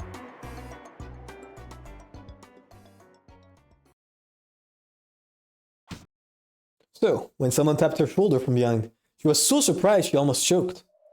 It was Natsui. キリエさん Kiri-san, このようなところ why are に you 立ち standing 尽くして still in a place like this? It's Natsui! Beatrice is Natsui and she teleported from behind. いかがなさいま Are し you た not feeling well? ごめんなさい。 I'm sorry. ちょっと I was just fascinated by the portrait of the witch for a bit. 黄金の魔女 Oh, you mean the golden witch, Beatrice? 今日の The one whose 後ろ goal 向 was きの supposedly 不幸は necessary for the 彼女が revived 避け Yoshiomi た family we 黄 see 金がなき today. お父様らしい Quite a fantastical 幻 story. 想的なお Just 話 one, です what one might expect from father. Natsui spoke in a perfectly ordinary way. It was the sort of comment you'd expect from someone convinced that the thought of witch existing was ridiculous. No more than another Kinzo's rambling. Beatrice knew the classic witch magic of instant transmission. Indeed. The classic magic trick that happens every time on stage. However, for some reason, that point of view didn't seem quite right to Kiri now. Just a moment ago, she herself had seen the Golden Witch come in from the entrance hall and climb up the stairs. So Natsumi's words made it feel as though someone was trying to deny the existence of that person, or else make it feel like she was never there to begin with. ごめんなさい。 I'm sorry. 少し頭痛 Maybe が I'm getting a bit of a headache. ちょっと休もう I と think 思い I'll ま rest す。 for a while. あらそうですか Oh, is that so? なら Did I have some good headache medicine? 用意させま I'll しょ get う it for you. Okay, this is why we like Natsui here. Natsui is constantly under pressure by her husband and her obligations, which makes her act out like in the formal way, but she does show care. She's just like an incredibly oppressed woman by her circumstances. Korean reference. I do not know what you're talking about. She didn't care a lot about Jessica. Yeah, exactly. Exactly. Like, she could have absolutely thrown the charm away or told her to shut up or something. Oh. Korean reference. Okay, it's a song. I see. Oh, David Bowie. Oh, right. Okay. Got it. Now I get it. The hallway in front of Kinzo's study was filled with a strand of seed poison. Liquor that green liquor. Genji was completely used to it, did not grimace. The Golden Witch didn't grimace either. Because Jessica is used to この it. 中から Got it? どれほ How ど long has he 出 been る in の there since last he left? すでに I believe it has 数年に already なる been こと several years. Is it that desperate to turn me into a bird in a 藁を cage? カゴの鳥としたいか Wait. When did he go out to... What's the word? When did he go out into the garden to take a walk? When did that happen? 哀れな Oh, pitiful. それを願うそ Now なた you're the bird in the cage. 今や書斎の You're the 亡霊 ghost of で this はない study, are you not? それに気づけぬとは Oh. 哀れ Oh, な pitiful that he isn't able to recognize even that. All the sounds. I need to do something about my mic. I need to buy a new one because all the sounds in my room keep getting picked up. I don't know if you heard that, but my chair just creaked so loudly every time I move like furniture, and that is a lot. You don't see it, but like with my ADHD, I've been moving every 5 minutes in every direction and sitting completely wrong. My chair. It creaks so much, it's crazy. I need to do something about that. Umineko reference, I do not have it. Killing me issue again. He'll probably continue his research, even after literally becoming a ghost. 30 youth. Yeah, exactly. Every time I move 30 youth. That's the Umineko reference. Fair. 愛か Is it 狂気 love or か madness? 妄 Or a 想 delusion? それも講じ And れば yet, 魔力 perhaps と even なる those can form magical power when strong enough. 悲しき魔 You 術師よ said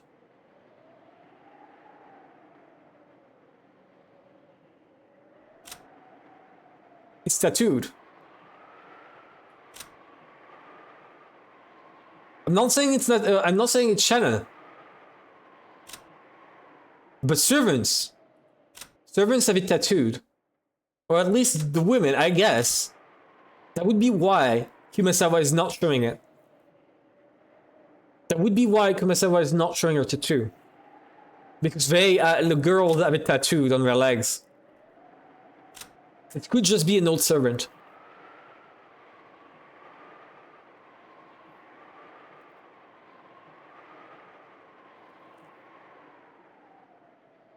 No, it's Jessica. I went too far. It's Jessica. It could also be an old servant, but I'm just saying. It's just conjecture because I already know what the answer is. Is it love a madness or a delusion? And yet, perhaps even those can form magical power when strong enough. You sad magician. The witch grasped the doorknob to the study. When she did, there was a sound like that of flesh burning and splitting open. It was the sound of the doorknob literally burning the witch's hand. It's a magic trick. Beatrice-sama. What is this? A ward against magic! 操め That person able to get by without relying on something like 頼 this? らなければおのがみも保てぬというのか You should know this. You should know this. This expression is great, yeah. You're right. Wait. Give me a second. I'm gonna grab it. This could make a good emoji too. Where do I put it? Okay.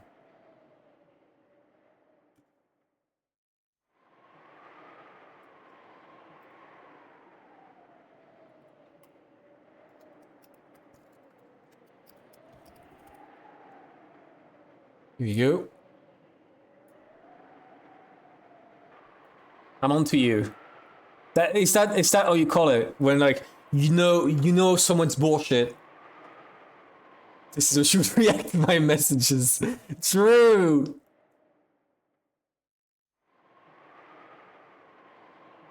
She's scared of me. She's scared of me because I figured it out. I figured her out. Okay.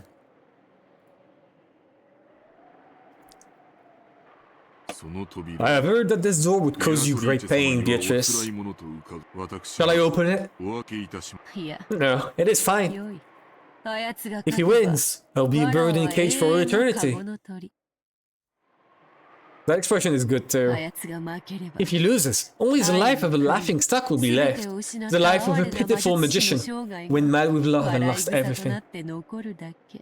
Already, Kinzo and him and I are nothing more than pieces laid out on the game board.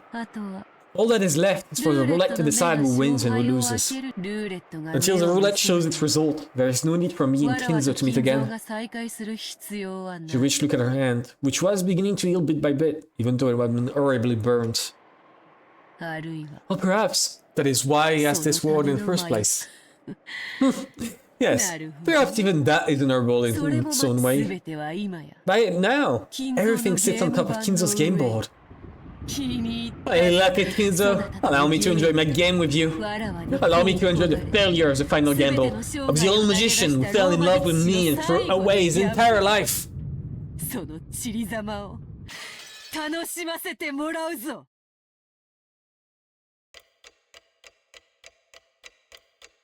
Only 1 hour?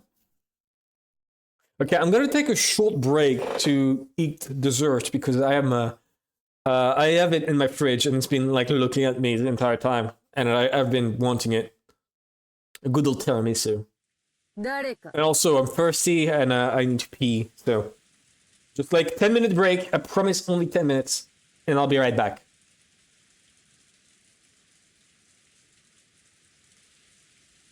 All right, be right back.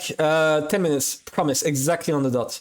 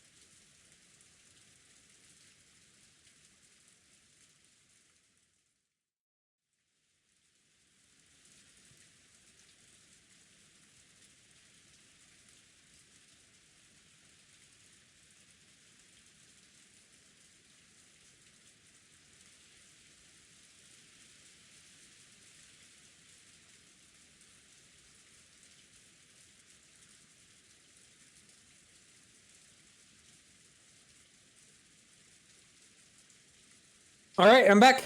Sorry, I'm back. My apologies for taking so long.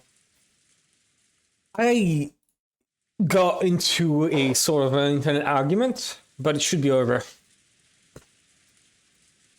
Very good tiramisu, by the way.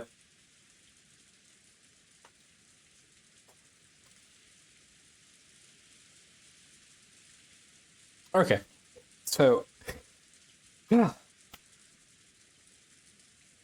tiramisu is the best. I fucking love tiramisu. It's crazy. It's one of the best foods, genuinely. It's so good. There's nothing like it. One of the best desserts. What is it? Excuse me. I have brought lunch. Enter. It's true, you know. Excuse me.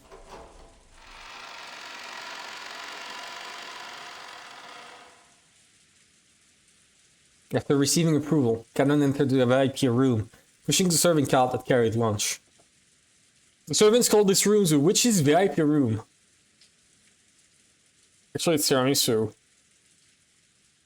Actually, it's tiramisu. I don't care. You know, I don't care. You sound like Battler trying to correct people about the spelling and pronunciation. Do you want to be Battler? I don't think so. Because I am. You will be taking my identity away. He's literally me. And I am literally him. That was because Kinzo strictly ordered that it always be kept clean so that it could be used at any time. Even so, guests would not be allowed into this room, no matter who they were. That's why, at some point, the servants had started calling it the VIP room. It was supposed to be set aside only to welcome a special person Kinzo waited for, Jessica, the witch from that portrait. And today, Canon realized that this was absolutely true. When he entered the room, the blonde-haired witch was gazing out the window. Is this on the second floor? Wait, did I mention it?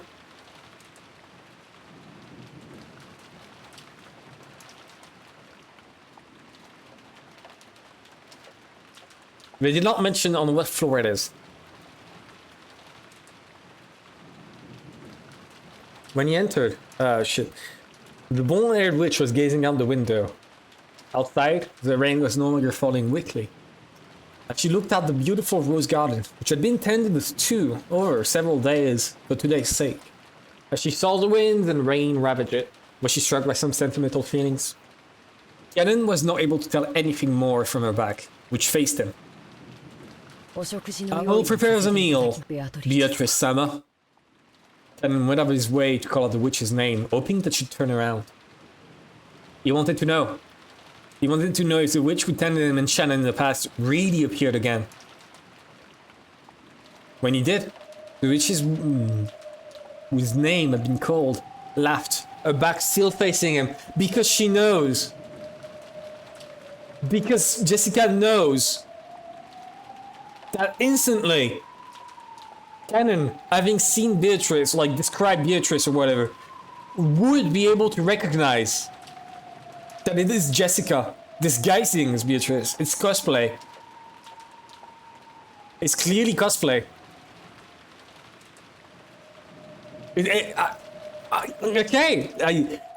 Getting stronger and stronger by the minute. My argument is getting smarter and smarter.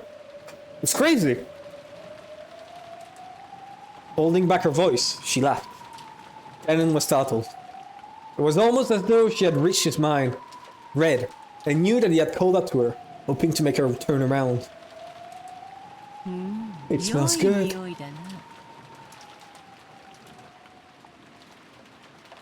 Oh, she saw her back faced. Okay.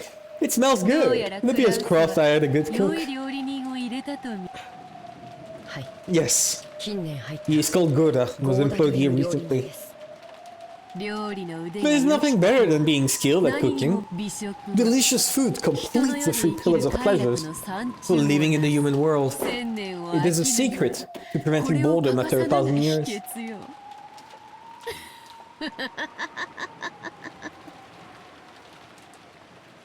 Cackle cackle, Canon the witch's eyes met. Touchy green. Hi, I'm a devil, welcome. Just randomly click at something in a Spain shot. I love my in a Spain shot. It's so good. I made one for episode 1 too. Love it.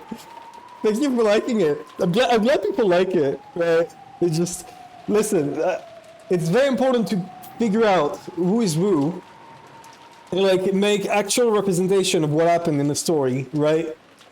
Like, this is episode 1, by the way. So you know. I don't know what I can say.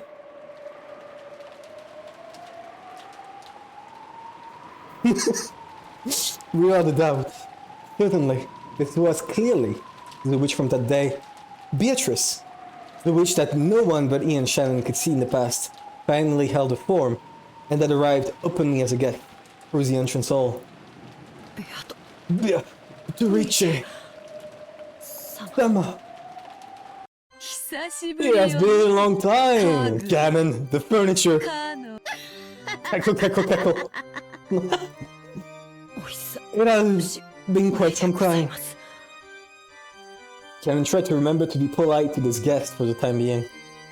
But the visit of this suspicious witch made dark clouds start to enshroud his heart. Especially considering that today was a family conference. Thank you for the follow! Very appreciated! Welcome, welcome! To,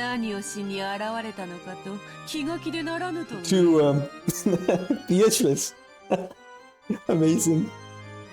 You appear to be uneasy about what I plan to do now that I have appeared. Am I right?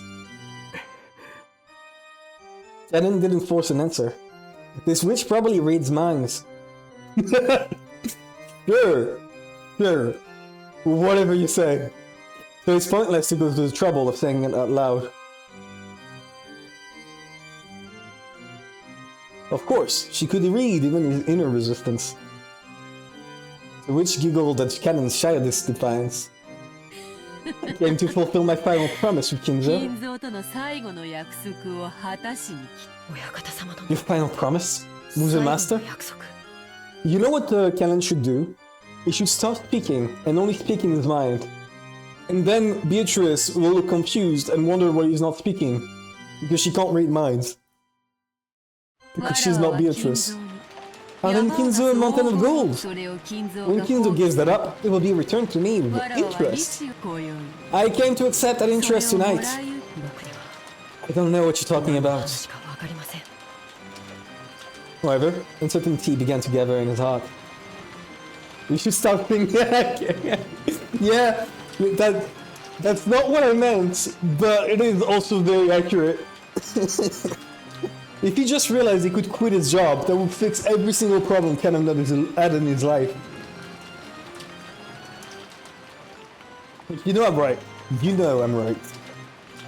Whatever this witch had to say couldn't be anything good. Cackle, cackle, cackle. There's no mistake. Whenever witches have something to say, it's never anything good. You are correct. However, like scissors, the potential of witches depends entirely on how they are used. Sometimes, there are those like King Solomon who succeed in great exploits. However, most who make use of us end up meeting a cruel fate, just like in fairy tales. Cackle, cackle. But Kinzo is crafty. He has incorporated even the collection of interest into his ceremony. He is an absolutely powerful magician who can surpass even me, or else a mere fool possessed by madness. Amusing! Truly amusing! And I couldn't guess what the witch was muttering and laughing about. All he knew was that anything that made this witch laugh must have the exact opposite meaning for everyone else. Didn't she laugh when Shannon handed her like a biscuit? Because she didn't expect Shannon to like actually be friendly to her? I don't think that was the opposite actually. In the back of his mind, the horrifying words of which it spat out in the path began to resurface. Are we getting a flashback to like 10 seconds ago? What? Did you think I'd lend you my power and ask for nothing in exchange? I'll gladly assist a pair in love. And in exchange, I enjoy watching the cruel fate. they will eventually meet. I have never come across a better show, nor over the course of 1,000 years.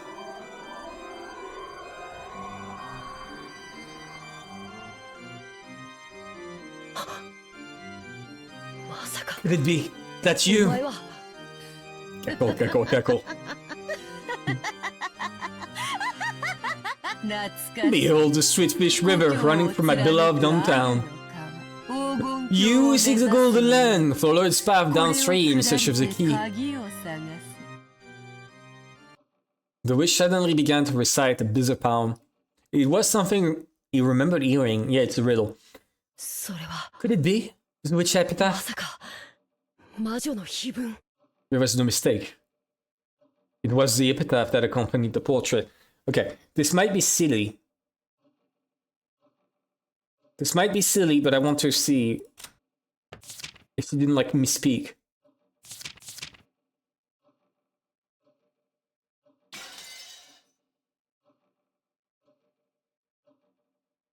Wait. Okay, no. Okay, she didn't fuck that up. Okay. The relatives had guessed that it referred to the location of the hidden gold, but no one knew what it meant for sure. The witch suddenly began reciting that epitaph.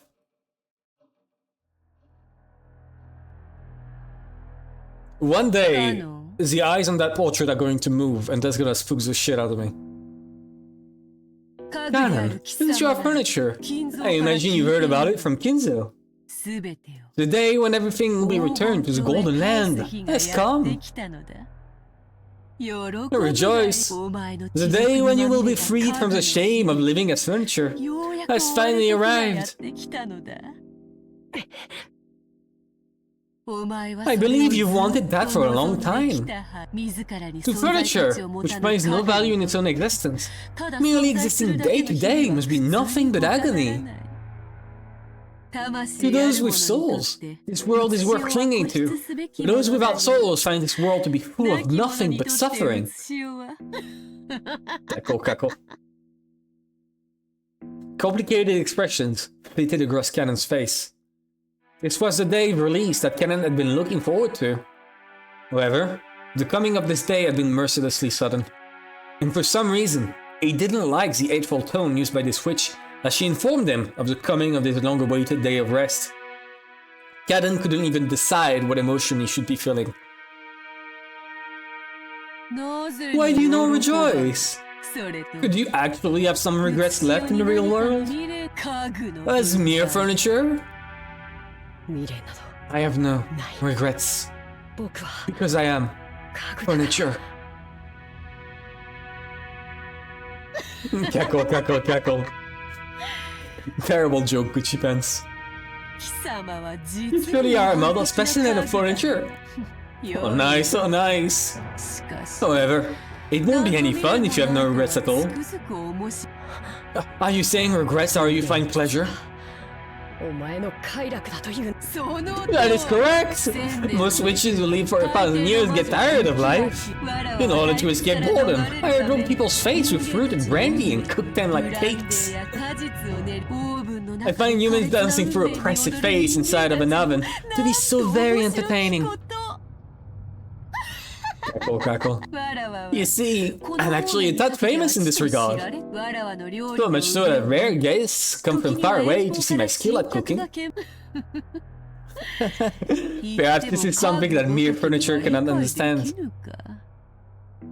Kanan couldn't understand what the witch was saying. However, he fully realized that this was a terrifying being, who treated the fate of humans as a show, enjoying it whenever some harm befell them.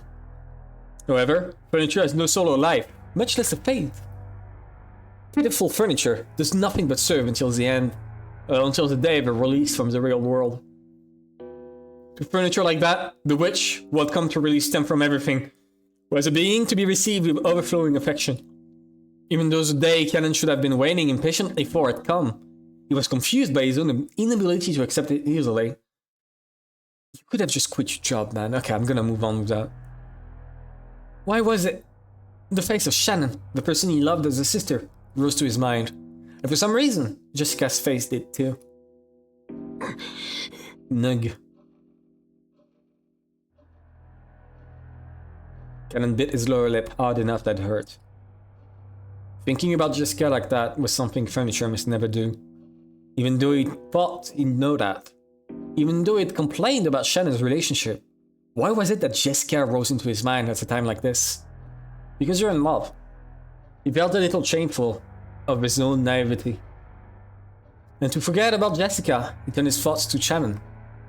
Shannon is also Furniture. He has no reason not to rejoice at the coming of the day when all will return to nothingness. But Shannon, through her relationship with George, has experienced an emotion forbidden to Furniture. Even though she isn't qualified to be bonded with him, she's still trapped in a dream that she isn't allowed to have. Will Shannon be able to joyfully accept his development? No, she won't. Shannon still has lingering regrets. Those will probably become a great source of pain and torture for her. And those lingering regrets were planted by none other than this witch. Why? Because that would be more interesting, nothing more.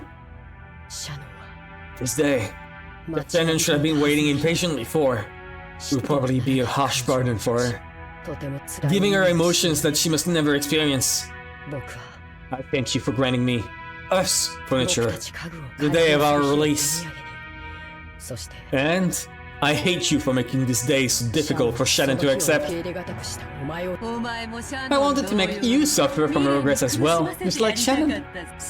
However, you continue to live like Furniture, with foolish honesty, never getting ensnared by me. And yet, it seems you love Shannon a little too dearly, right? This does not feel like Beatrice gloating about something she did, but more like someone cold reading canon to guess what he's talking about. Like maybe I'm reading too far into it, but these just feel like cold reading. She asks leading questions and let canon speak for her. Yeah, you might notice that she says nothing of real substance, except questions that lead canon into telling her more answers. Right? Cackle. Shannon's regrets are now your regrets. Will those feelings transform into hatred for me? If you wish to kill me, give it a try. Cackle.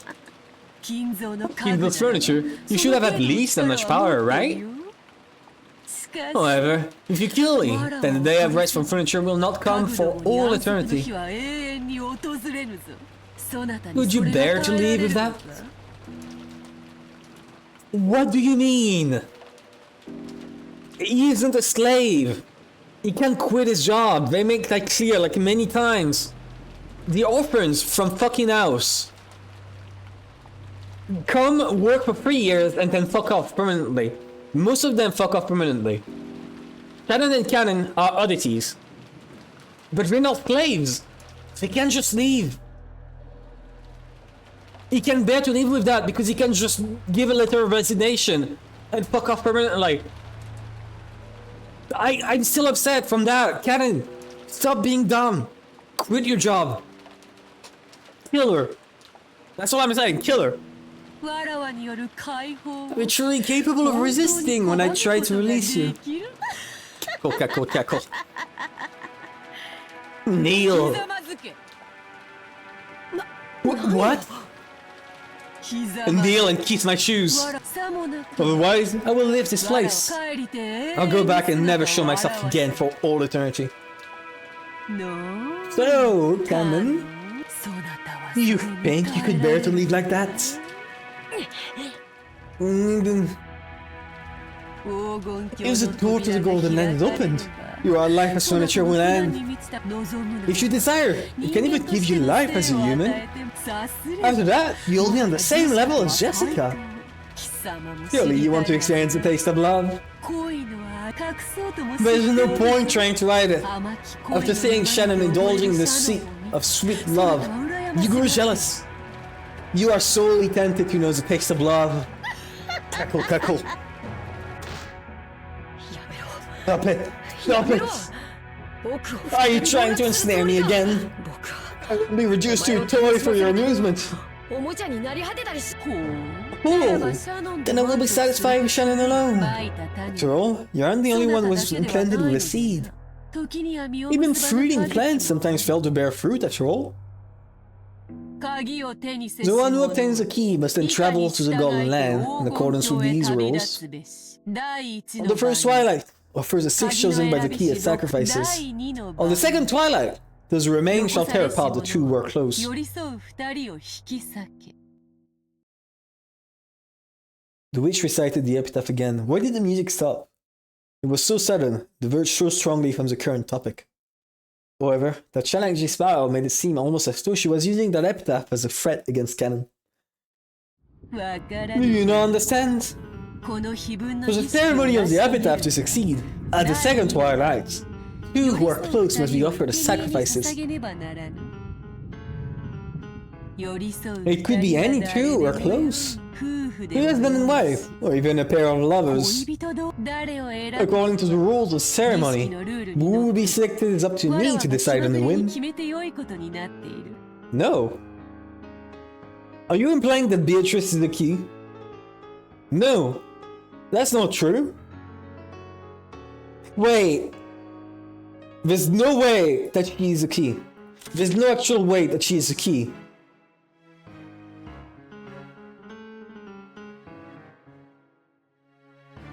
Because look, it's offers a 6 chosen by the key.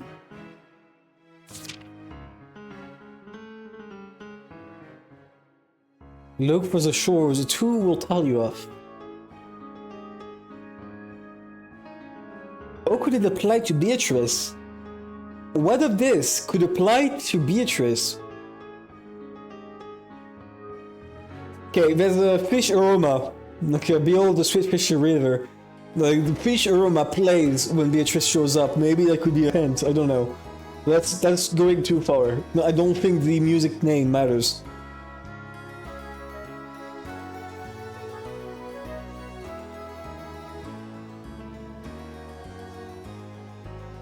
I'm trying to think to oh, this could fit with Beatrice.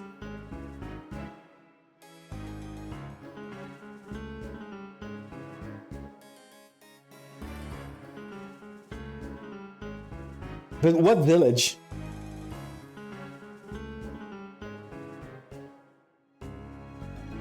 That's the strongest issue. What village are you talking of? Like, this could either mean a series of events to find the key and then enact this, or a series of answers to find Beatrice.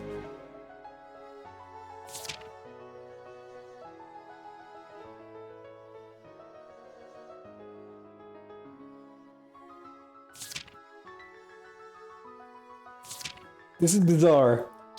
This is bizarre. Decide on the whim. That upsets me. I'm gonna give me a second. I'm gonna note this down.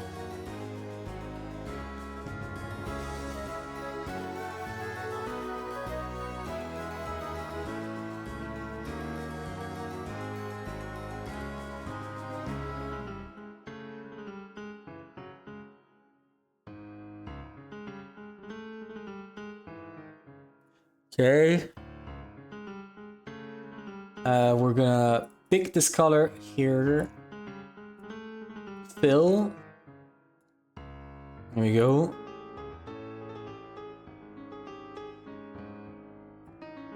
This is. I think this is important somewhat.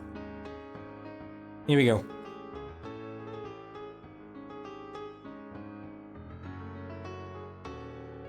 This is becoming a mess. You know, I'm starting to realize that this is not properly organized.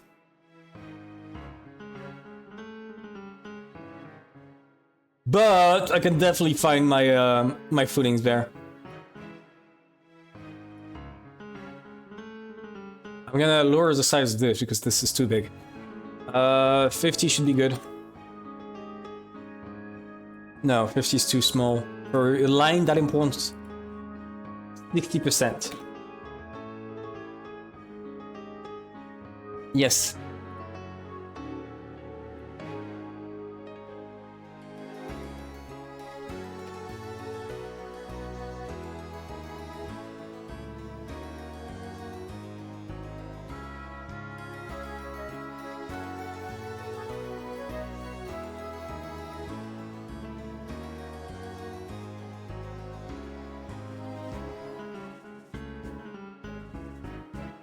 I'm gonna lower the size. I'm realizing this is way too big. And the little arrow, here we go. We're gonna make it go up. Perfect. It's either true or false. Yeah, it is. It is either true or false, but I think it's important information to consider.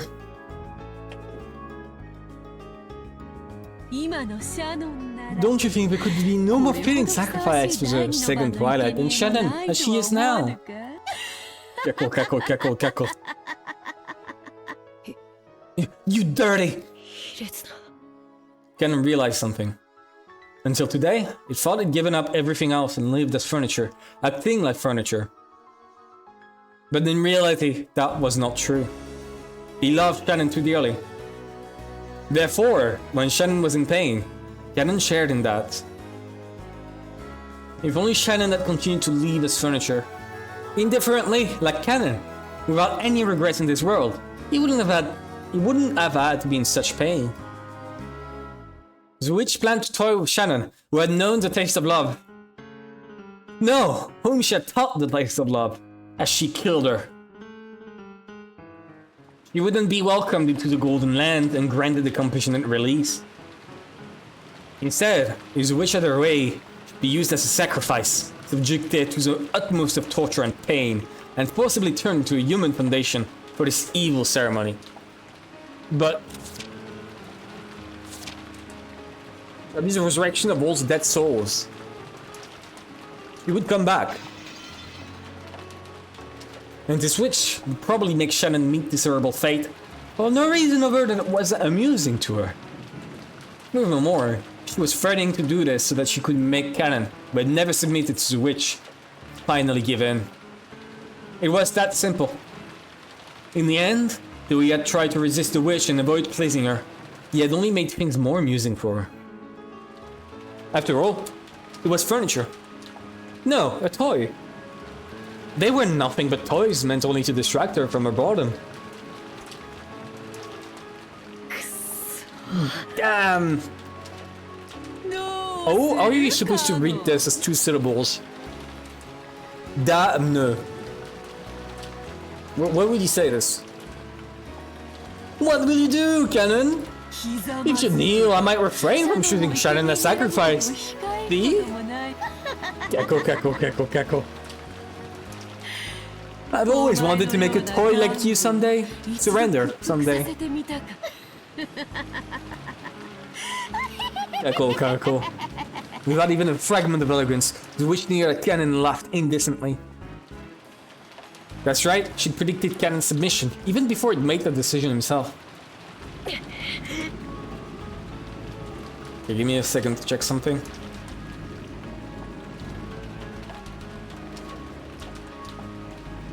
No. Whatever that means. I keep reading this onomatopoeia and I have no idea what it means. Canon chose to get down on both knees in front of the witch. It didn't matter what happened to himself. However, the one thing he couldn't bear to see was Shannon, who had given him his only reason to live during his days as furniture, being toyed with like this. That was why kissing the shoes as a witch was an easy off for Canon to make. Oh. His quivering lips actually touched the witch's shoe. Beatrice let out a look of ecstasy right to her face. She gets off on that, yeah. And laughed with her voice filled to bursting. At that moment, the witch, who had grown bored of life after 1,000 years, was completely filled with the evil emotion that she has lived for. That she lived for. Beatrice. True.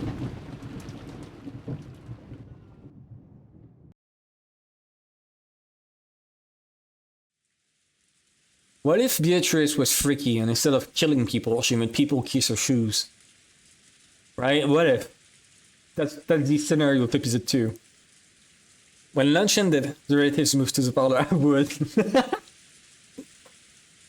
Rosette bought Ike Cleanse brand of black tea from a famous store in Ginza. Or Ginza, I don't know to pronounce the Japanese names. That has been served and the parlor was filled with a pleasant aroma. Since the children were there too. The adults try to interact like normal relatives on the surface, talking peacefully about recent events and how the children were growing up. It had started raining, so the children couldn't do anything but sit here, like this, watching TV, unable to go outside. Maya was apparently a TV kid, and she kept watching a boring daytime program while getting bored, giggling all by herself. At first, Butler joined in, seeming to deepen his relationship with Maria. But he had gotten up early that morning and was gradually hit by a wave of drowsiness. More like TikTok kid. True!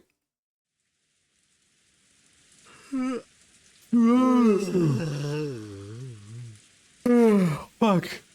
He actually made me yawn, like for real. おや、大きなあくびだね。 Oh, that's a big yawn. 朝がずいぶん早かったんじゃないのかい? It's over. It's over. Well, something like that. そんなと緊張が解けて。 Now that all the tension's gone, I've started getting sleepy while listening to the sound of the rain. Yeah, nothing better than the rain for sleep. It's so good. Tension? You got freaking out like that? Tension?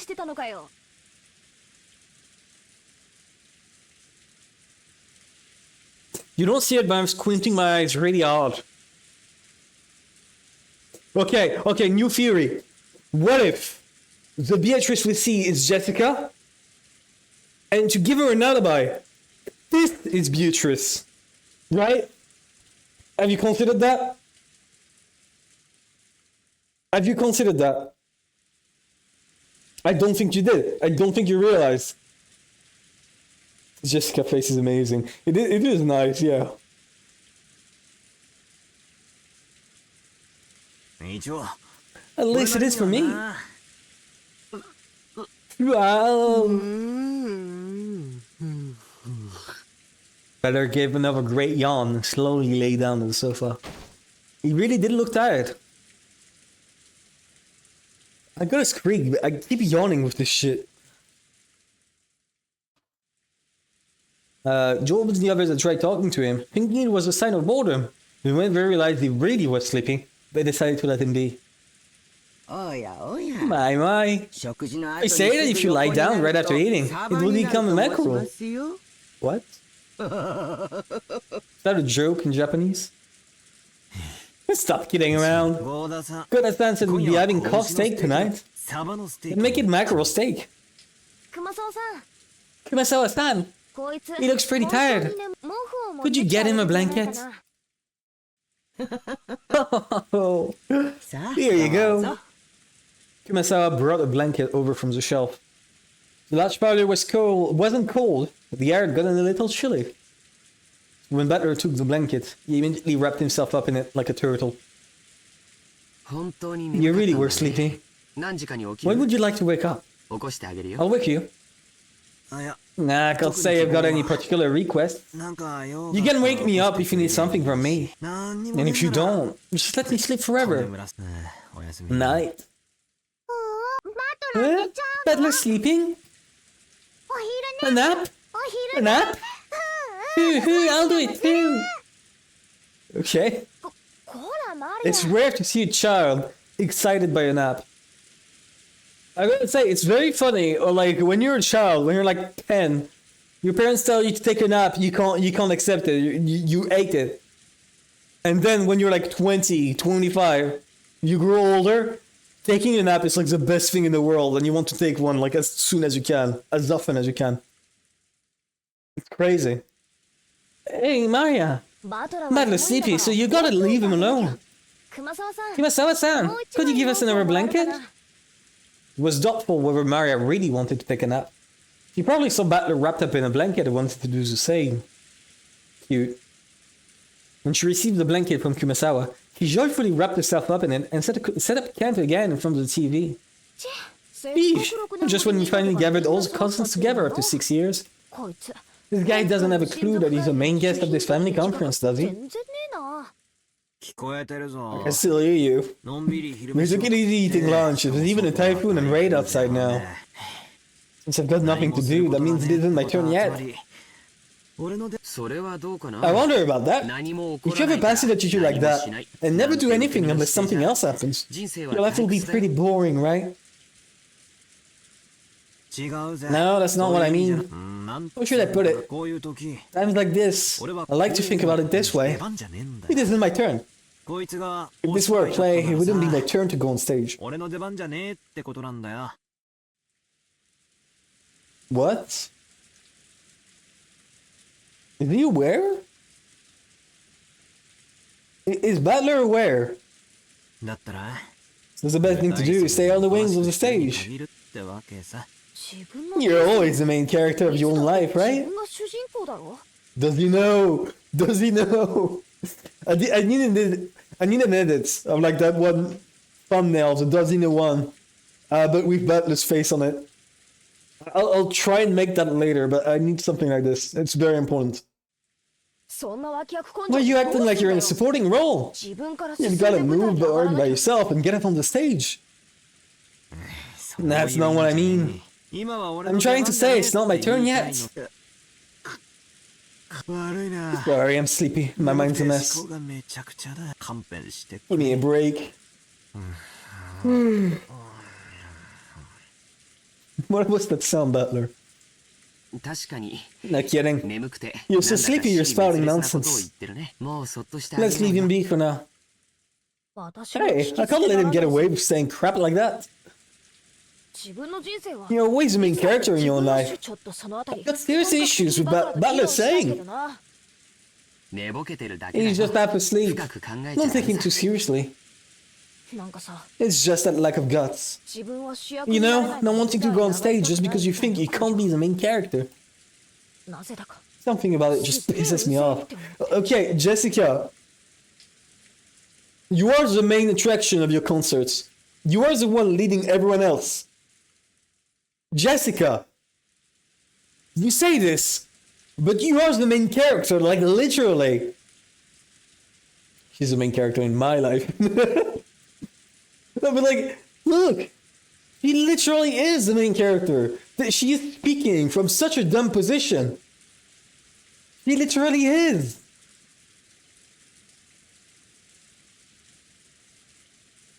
What the fuck are you on about, Jessica?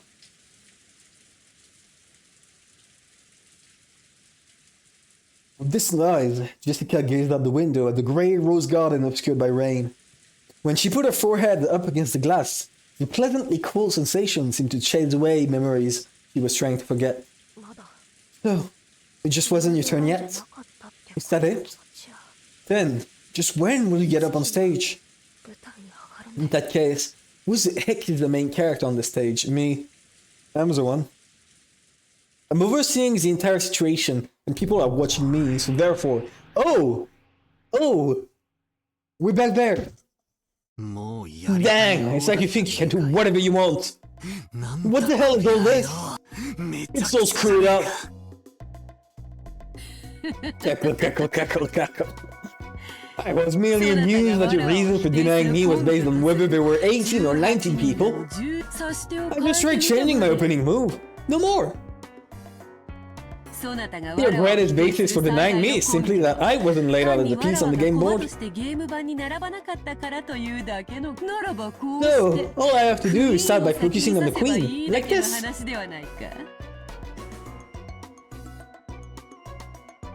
Okay, spin the chessboard around. If you spin the chessboard around,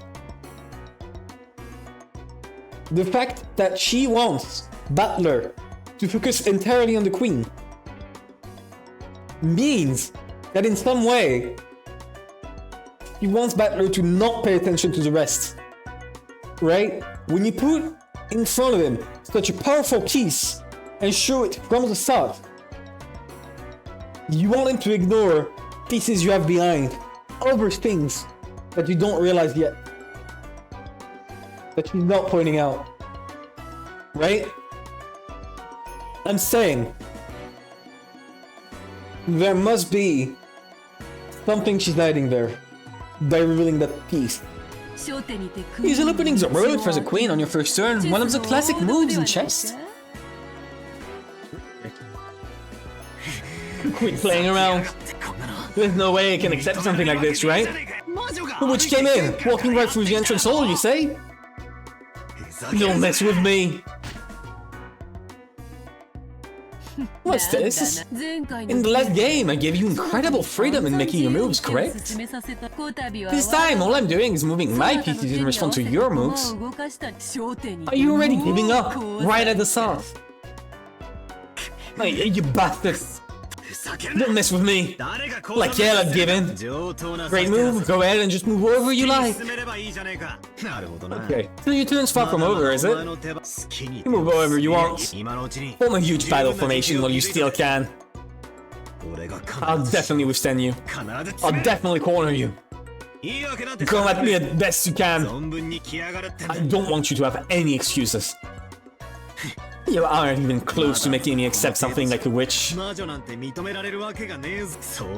right, just now. It looked like Maya's candy was fixed with magic. But you might have actually had another one of the same candy in your pocket. And switched them with that little show, making it only look like you fixed it with magic. Yeah, that's right. That has to be it. It's useless, it's all useless. That's exactly what I said. Oh. It was a Souls moment when the candy split into butterflies, correct? Who cares about that? That was an hallucination, or a trick. Or maybe she just saw it wrong. That isn't a big problem. Cackle. So, you throw out the part you can't explain as trivial. That's true.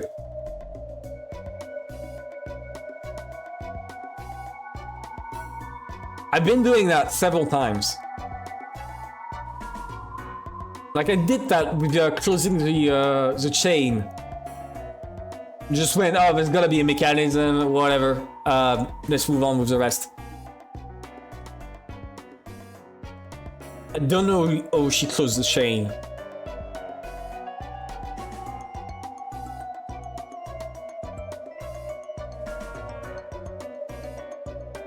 I don't know if she did.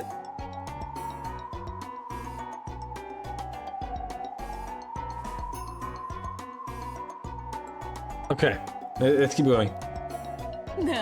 I see. That you move in response to mine? Cackle. You've dug your own grave. You show me a battler. Hi, welcome, Benjo Jack. That's the banger emote. Wow. That's a really good emote.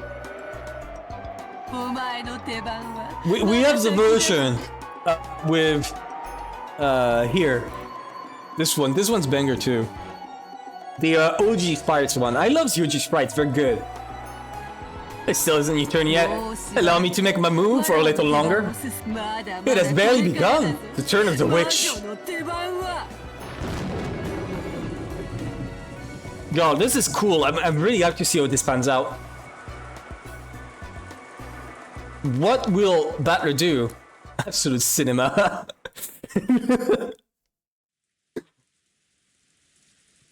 When we started hearing Battler snores, the relatives went their separate ways, leaving the parlor and letting Battler sleep in silence. Even though it had been so lively in the parlor with so many people gathered there. When all of them scattered at once and were swallowed up by the vast mansion, it created an eerie silence with no sound except that of the rain.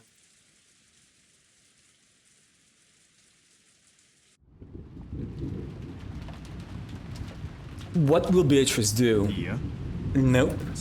I haven't met a person like that even once. Aniki?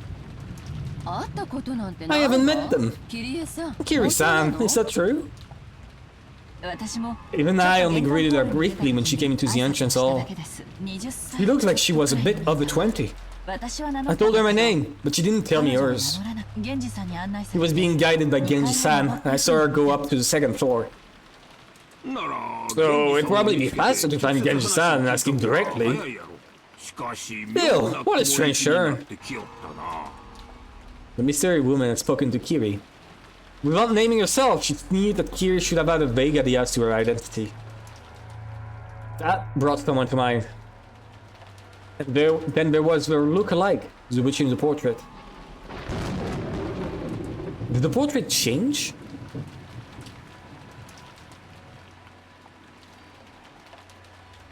Oh, it's this person trying to say she was the witch of the portrait herself. I realized he was probably laughing at me for that reason. Even though it was our first meeting, she spoke as though she knew I'm your second wife. Aneki, you really don't know anyone like that? You talk too much. I've never seen a blonde woman like that go in or out of this mansion. That kind of thing doesn't matter. The problem's what happens if that woman starts calling herself Beatrice. If she starts calling herself the manager of father's assets. That's true. She did say that a bunch of times. Oh, maybe she plans to call herself his mistress's daughter, and they meant that she gets a share of the inheritance. Either way, we've had one heck of a joker slipped into the deck. Did Nissan bring her here? Or did father? This is bad. We thought we could manage something if we could corner Aniki in our talks. This takes us back to square one. I don't know what kind of schemes you've been making when I'm not around, dear. But it looks like we've been given a little time to form a counter-strategy. Yeah. Better to have some time to prepare than to have that blonde-haired Nishan suddenly appear at the dinner table and scares the shit out of us. Don't swear. Until we know why she's appeared, there's a limit to all kinds of counters we can make. What could she be after? Isn't it obvious? You're going to claim that she's the rightful heir to the father's inheritance. But I'm still captivated by Beatrice. If he had a daughter with her, you can bet that he'd want to leave all his fortune to her. He might even thrust some strange will in front of us.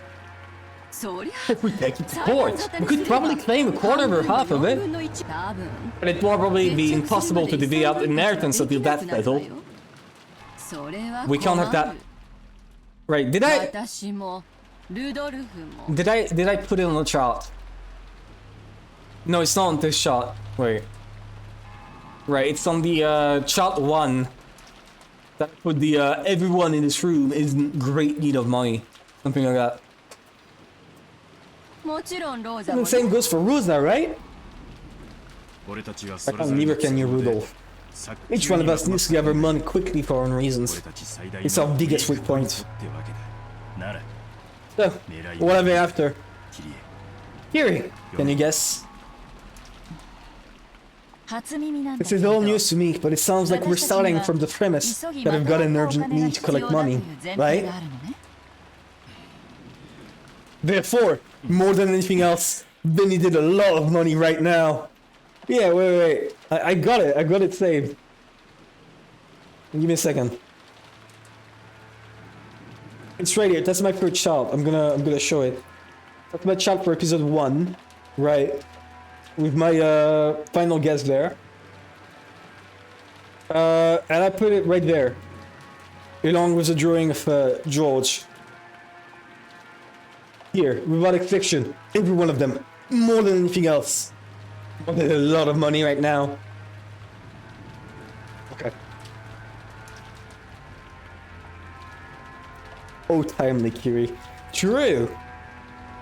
I closed the paint window. God damn it! Give me a second to reopen it. There we go. Let's go. No. Kiri-san, in a man's business, you sometimes need funding when you're on the offensive. Please understand that.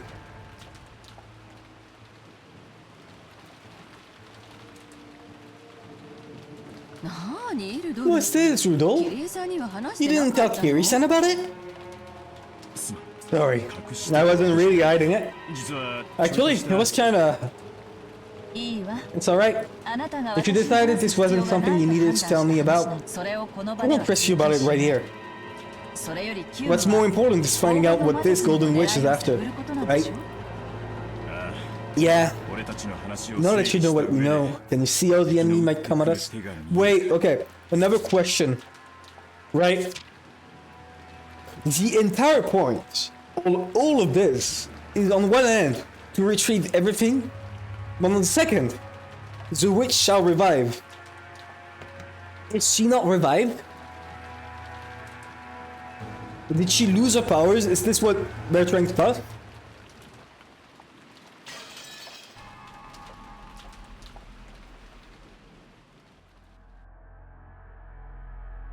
Rudolph had a certain measure of trust in Kiri's unique thinking technique. She has bold thinking. Of course, it didn't give him any more peace of mind than fortune telling. But every time Rudolph was polishing up some important strategy, it gave a great deal of thought to Kiri's advice. For a while, Kiri pressed a finger against her forehead, considering. Judging by the fact that her arrival was kept hidden until today, he must be planning to catch us by surprise in some way.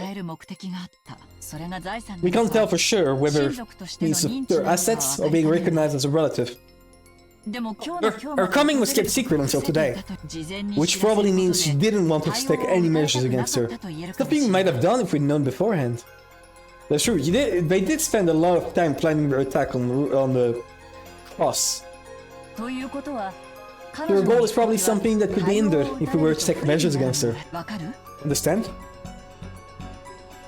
I get it. So, if she had a will that father had already written, or something that could prove that she's a blood relative, if she had some unshakable, rock-solid proof like that, you'd think she'd announced it beforehand. Is it going to be polydactyly? Is it going to be polydactyly? Like, they made a point that it's shared in the family. So is she gonna reveal that she has her toes? Six toes or something? Are they gonna show us a detailed picture of Beatrice's feet? Please don't. I beg you, Rikishi. Don't show us that. Please. God, shut up.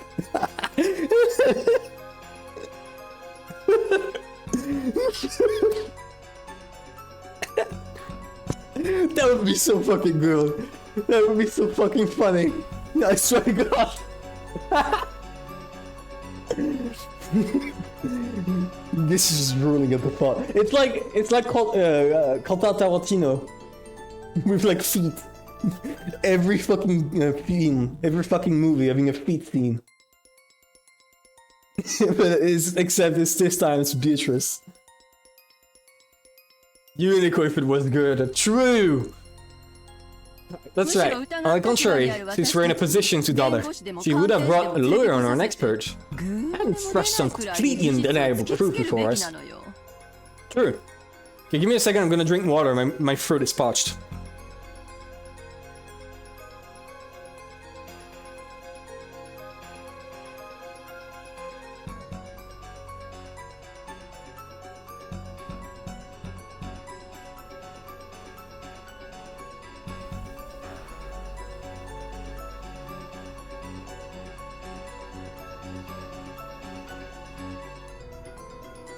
Show me the Uminekos.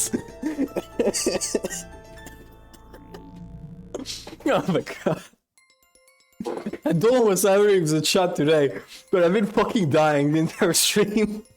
I swear to fucking god. Alright.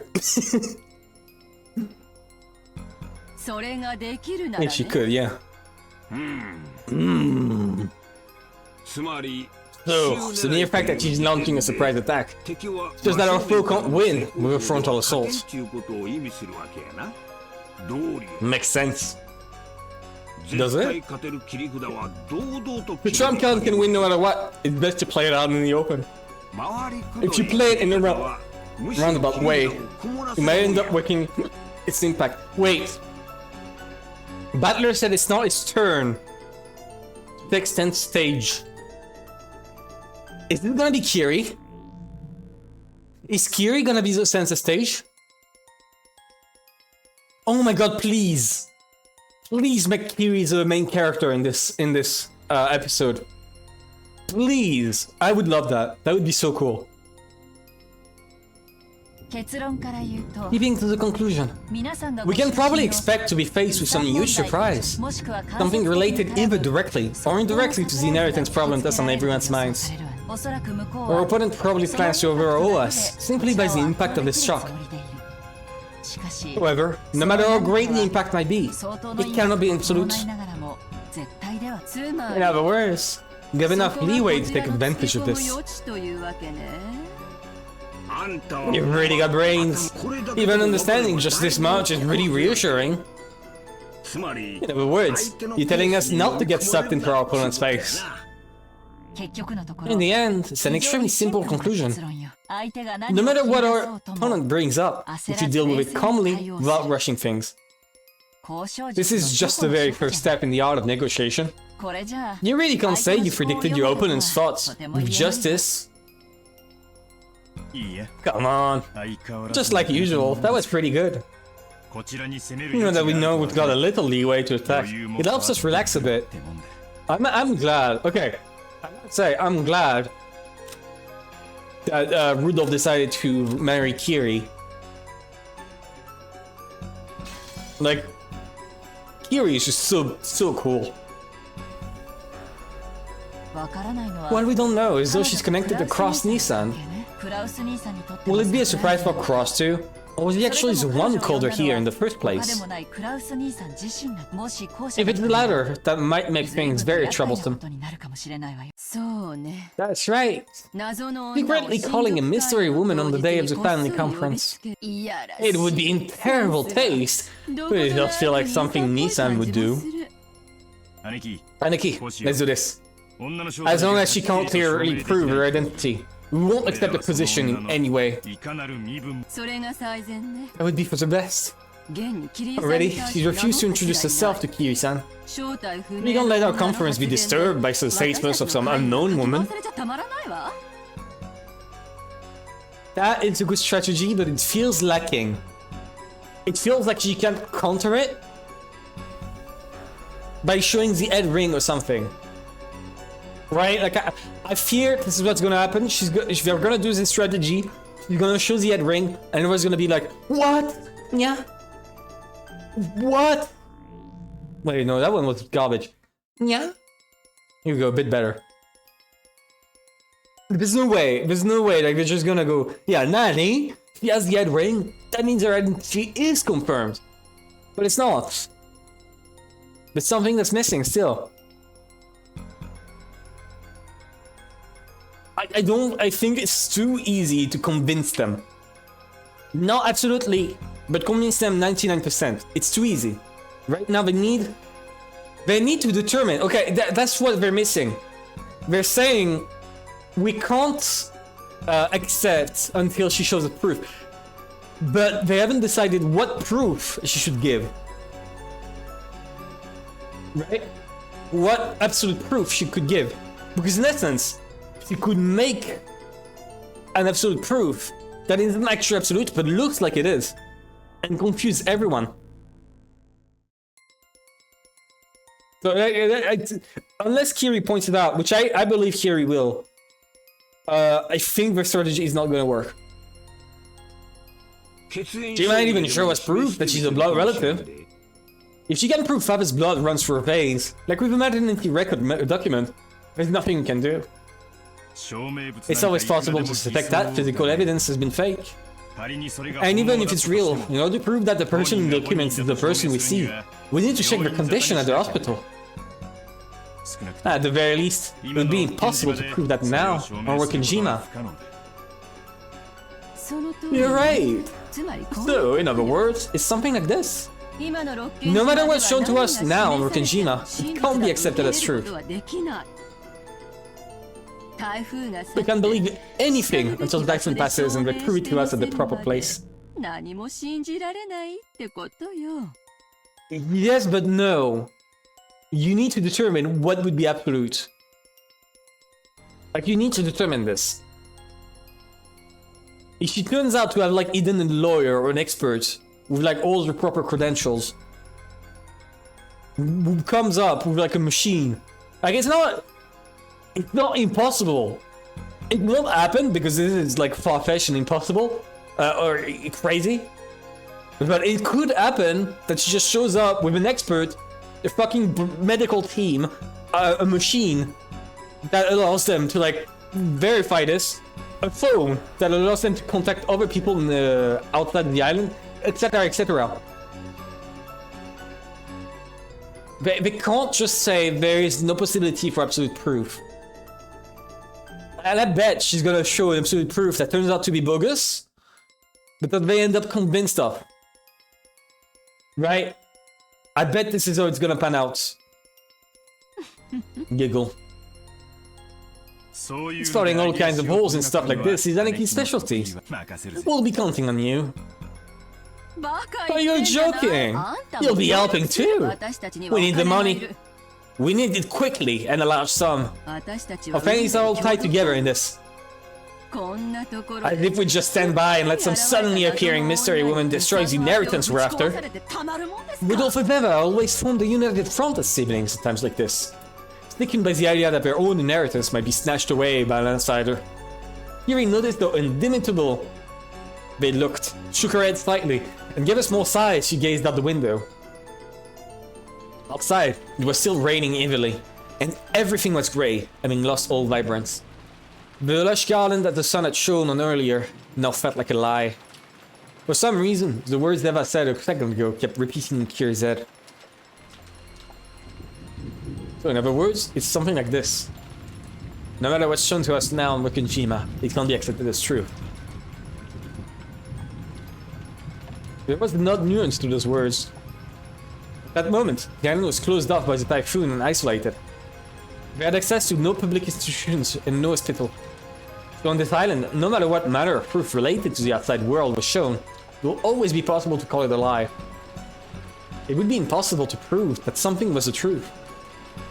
Now that they were isolated from the outside, all truths with truth lay in the outside world would be called lies. What does that mean? That right now, on this Rokujima, no truth exists at all? Yes! That's the thing I pointed out, right? There's still proof that they could make and find. They could bring the truth inside of Rokujima, like they could create. Or you know what I mean, right? The ring, for example, Kinzo coming down and saying she is a relative, for example. Nanjo saying, yeah, I examined, I recognize, you know? Or maybe like some document laying on the island that she didn't bring, but it's like in Jinjo's study or something.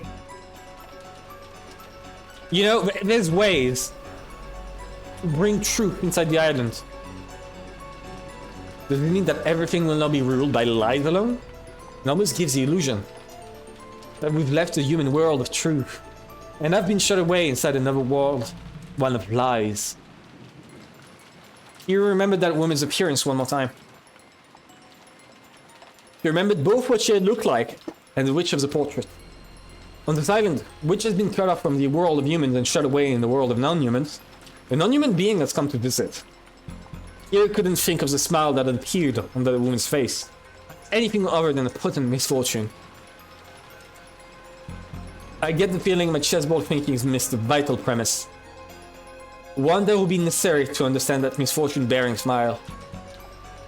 Yes, that smile made me feel as though something inhuman was mocking me. I based my reasoning on the assumption that our opponent is a human like us. However, just like the island is now, he may be a being that isn't human, and human values may not matter to her. If that's true, all of her reasoning is useless. For what reason has a witch been invited here today? Only one thing is certain. Now in this instant, she's staying somewhere in this vast mansion.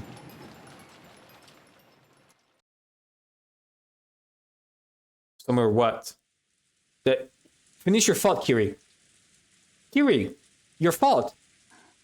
今日のお昼にお外で Oh, she's staying somewhere. 私たち Okay, it's not saying. 会ったわよね I might stop here for today. I'm probably gonna stop here for today because it's under 3 hours, right? We've seen 3 hours. My voice is getting tired. I think it's a good stopping point. 7 days in the last stream, wow. Next stream for Umineko is going to be on Thursday. And then I'll probably stream Prey 2017 soon. Sounds cool. Oh yeah, okay. So let's take let's title back. Here we go. Thanks for streaming. Thanks for passing by, everyone. That was a very good stream. I had a lot of fun. That was great. Here we go. Let's close paint. Let's see on Twitch who is streaming that I can raid. Who's streaming that I can raid? Nobody. Nobody. Oh well. Well, that was a good stream nonetheless, as I said. I'm not leaving until we get that Beatrix Polydactyly check. I would have drawn it onto the chart, but then I decided that I would not draw a full frame of feet on my chart because like I might get some weird looks. I might get some weird looks if I do that. So I won't. I won't. I won't. Anyways, thanks for coming, guys. Have a good night. Bye bye. Wait, let me go on this screen.